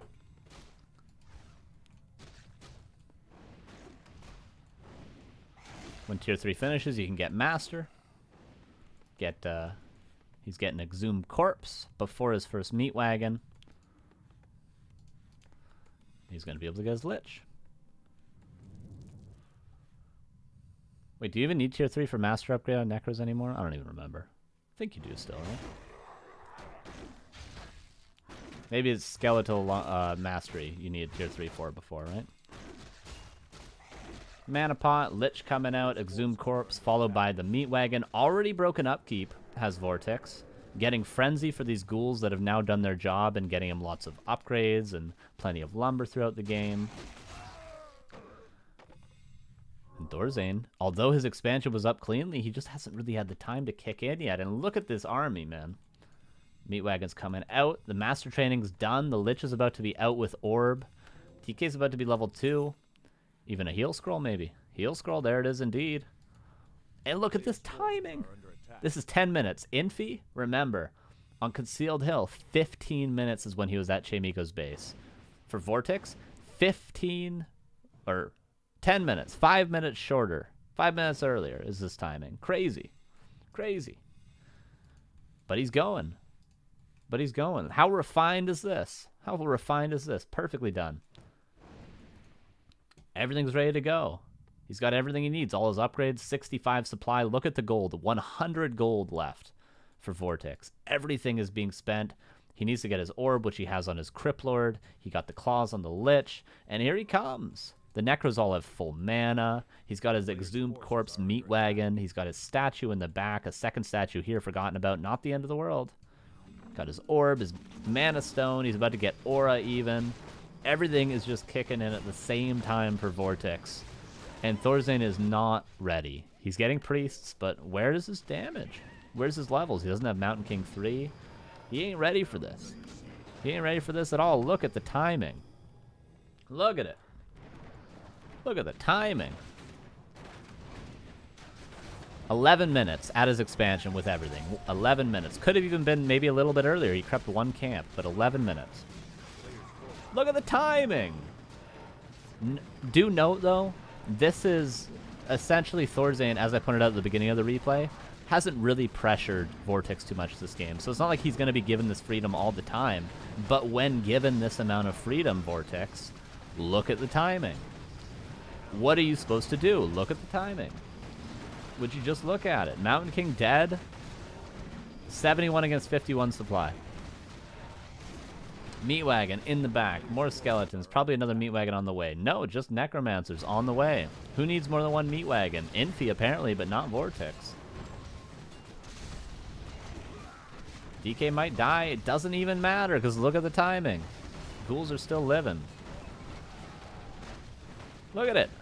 This is just beautiful. This is just a beautiful game for VortiX. And this is what happens when Undead is left alone. 2-base, 2-base. This is what can happen, I should say. Very counterintuitive if you're looking at Infi's game, then you go to this game. Infi didn't really care about the specific timings. He just cared about getting to this stage, whereas VortiX says, I want to be strong now, and I want to end the game now. And you know what he's doing? He's ending the game right now. Similar army composition, much different execution from VortiX. Much different. And this game's over. This game's over. Poor ThorZaiN. Didn't know what hit him this game. Didn't know what hit him. And he says he likes this matchup. This is ThorZaiN's favorite matchup, according to him. You know what? Not anymore is it his favorite matchup. Not against VortiX. And there's our 5th and final replay. How cool is that? That's a very refined, specific build. So let's go through. We've seen 5 replays today.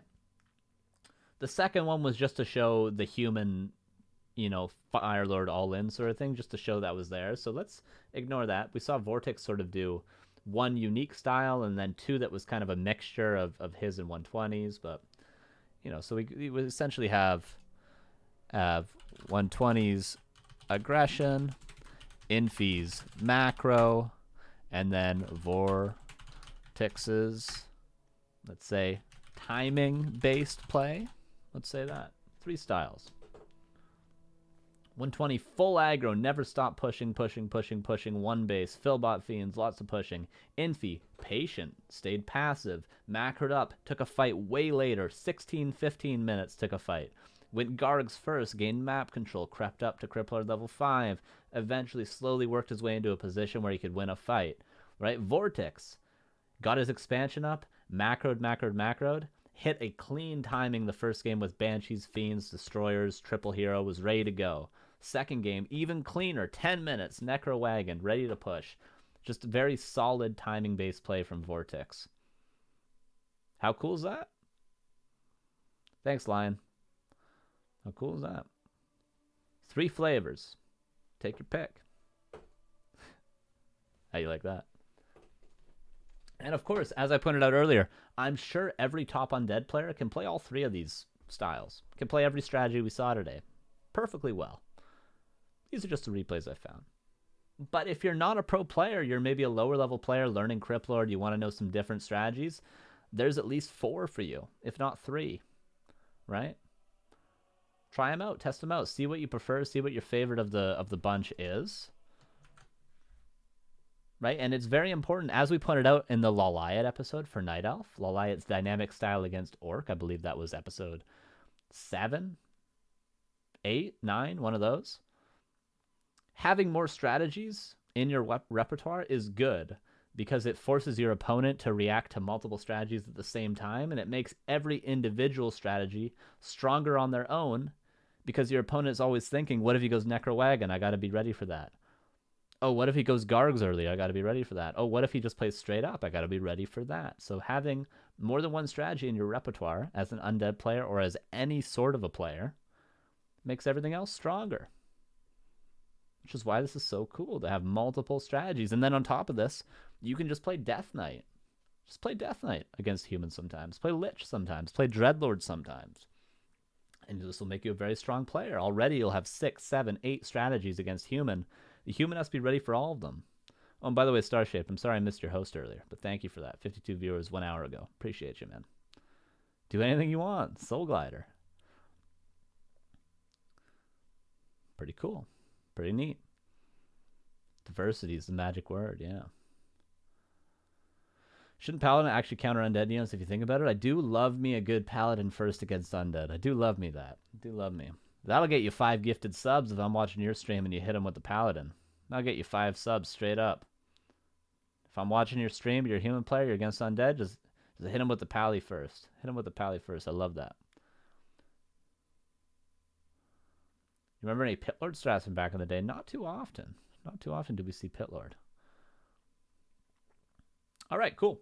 Clean, crispy, couple hours, 2 quick ones, 5 replays. Are there any questions before we end off for the day? The next week is, of course, user replay submissions. Here's my email. There's my email. Don't ask for the password. I'll give it to you. There's my email. You can send me replays at that email address. You can also join our Discord, Back to Warcraft Discord, and there's a TheoryCraft channel there. You can also go to our website, which is down here. If you're on YouTube or Twitch, and you'll see all that stuff, all the links are there. You'll be able to find them. You can get a hold of me. Even just tweet at me, whatever you want. My Twitter's right down there as well. If you want to get your replay to me, you could. I would recommend not sending me too long of a replay. If it's like 40 minutes long, I'm just not going to do it. Try and keep it under 20, around 25, whatever. You know, if it's a replay that you're like, I don't know how I lost this, you know, I'm wondering, I'll take a look at it, and I'm not always going to have all the answers, of course. I'm just me, 1800 MMR, you know, I'm not like, you know, not Lynn, all right? But I'll try my best. I'll give you guys some advice. We'll take a look at it. Maybe the chat will have a couple of ideas as well, as they most often do. You know, nobody's as smart as all of us, as my old English teacher used to say. So the chat might have some ideas too. So next week will be user replay analysis, and we'll try to learn from each other, and we'll try to teach everyone something. So get me those replays, baby. Also, one other thing that maybe I'll leave on here, we do now have a Patreon. I'll talk a little bit about it. The Patreon is, of course, very cool for a couple of reasons, but let's go to it. I think this should work. Let me do this. Let's talk about the Patreon a bit. Talk about the Patreon. Ba-ba-ba-boom. All right, let's talk about it. Here it is. Here's Patreon. So, we do have a Patreon. This is patreon.com/backtowarcraft, exclamation mark Patreon, or if you're on YouTube, you can go down in the description. So we have 6 tiers, baby. The first tier, the Tomato Plantation, gets you, you know, just a little bit extra if you want to support us. If you're a sub and you want to give us a little more, or you're on YouTube and you don't really support us too often, except for, of course, just watching the content is always appreciated. $2 a month, give us a little extra. It's a coffee, you know. Includes Discord benefits. You should certainly join our Discord if you're on the Patreon. There's, of course, the Theory Craftsman, the Theoretical Craftsman, which is my tier. You get access to the Back to Warcraft podcast 1 week early, which we've been uploading to YouTube, exclamation point podcast in the chat. And you get to ask questions for the weekly Q&A on that podcast. There's also monthly music and movie recommendations. The movie recommendations for the coach role is from Remo. The music recommendations are from me and Neo. Neo does his at the beginning of the month, and I do mine in the middle of the month. I'm working on mine right now. I think I'm going to do it like I'm going to go through every year of my life, starting this year, 2021, and I'm going to make a playlist based around the music that I was enjoying at that time in my life. So then next year will be 2020, then 2019, getting to like 2016 when I was in college studying music, and then, back 2012, 2014 when I was in high school, when I was playing in punk bands, all the way back to I think I can remember when I was 7 years old and I was really into Led Zeppelin. So we're going to go through all the years of my music enjoyment and see if I can actually remember all of them. So that's what I'm going to do for this. And then, of course, we have the profit tier, which this is where this comes into play for TheoryCraft. Is there also a... Oh, and you also get priority for Q&As, and you get priority for TheoryCraft user replays in this. So if you send me a replay, I will do it if you're in this role of Patreon, whereas sometimes people send me replays, and I don't always get to them. Right? There we go. Profit tier. So we do monthly custom game evening, which I'm really excited for. We'll play 2v2, 4v4, 1v1, maybe some Footman Frenzy, who knows. Personalized replay analysis twice a month. This isn't on TheoryCraft. This is a private video that either me or Remo will record for you and send to you. The video of us, we'll send it to you. You also get a Patreon shout out at the end of the stream, which Neo actually didn't do earlier, did he? Neo, I'm calling you out. You didn't do it. Don't worry. I'll do it for you. I got us covered. And then, of course, there's the Midas tier, which is private 45-minute coaching once a month with either me or Remo Demo. You get to choose between us, whoever you want. If you want Remo, he smoked me in the show match. You probably want Remo. He's way better than me. Take Remo. 45 minutes a month. Boom, bam. Or if you want me, we can do 45 minutes coaching. Might even be a little longer. Of course, you get chat VIP. And then the Golden Goat, already taken. But there's nothing extra. It's just if you're a mad lad who wants to support us even more. So how's that? That's pretty cool. There we go. There's our Patreon, guys. There's our Patreon. So that covers what we're doing next week. That covers the Patreon. If there's any questions in the chat, I'll answer those, and then I'll do the shout-outs for the Patreon, and then we'll be done for the day. Any questions?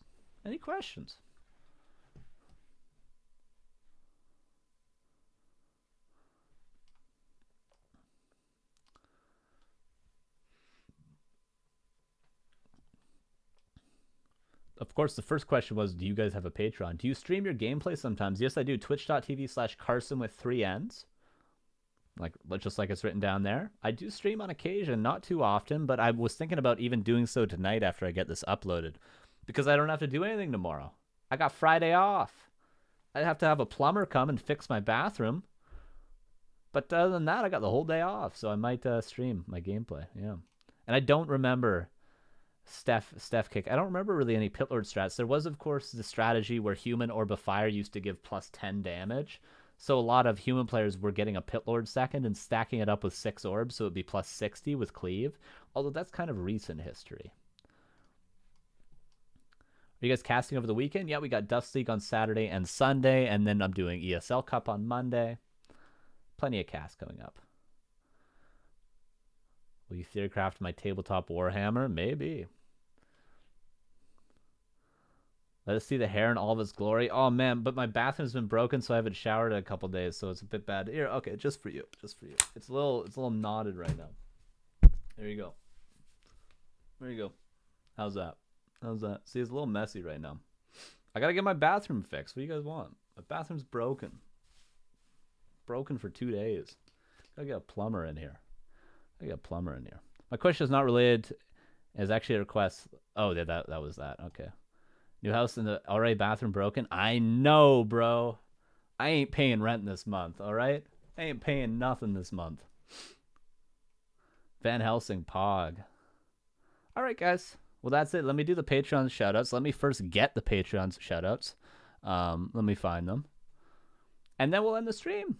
And we'll see you guys next week. This is a fun show. Thank you. And it was an even funner show before. If you guys haven't seen the tag team, that was the stream right before this, and that was a lot of fun. I really enjoyed watching that. Yeah, that was a fun one. I gotta say, I was not prepared for the show at all, but we made it through. I had to go through like 300 replays to find some...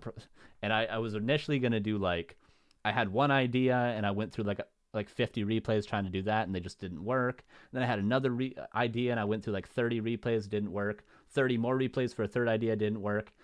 Got to a fourth idea, which I was sure was going to work, did 10 replays for that, didn't work. And then I finally, at like 8 a.m. this morning, arrived at this idea. And here we are. We made it through. It took 250 replays, but we got through it. And that's just how she goes sometimes. But next week, you know, you guys will supply the replays, so I'm excited for that.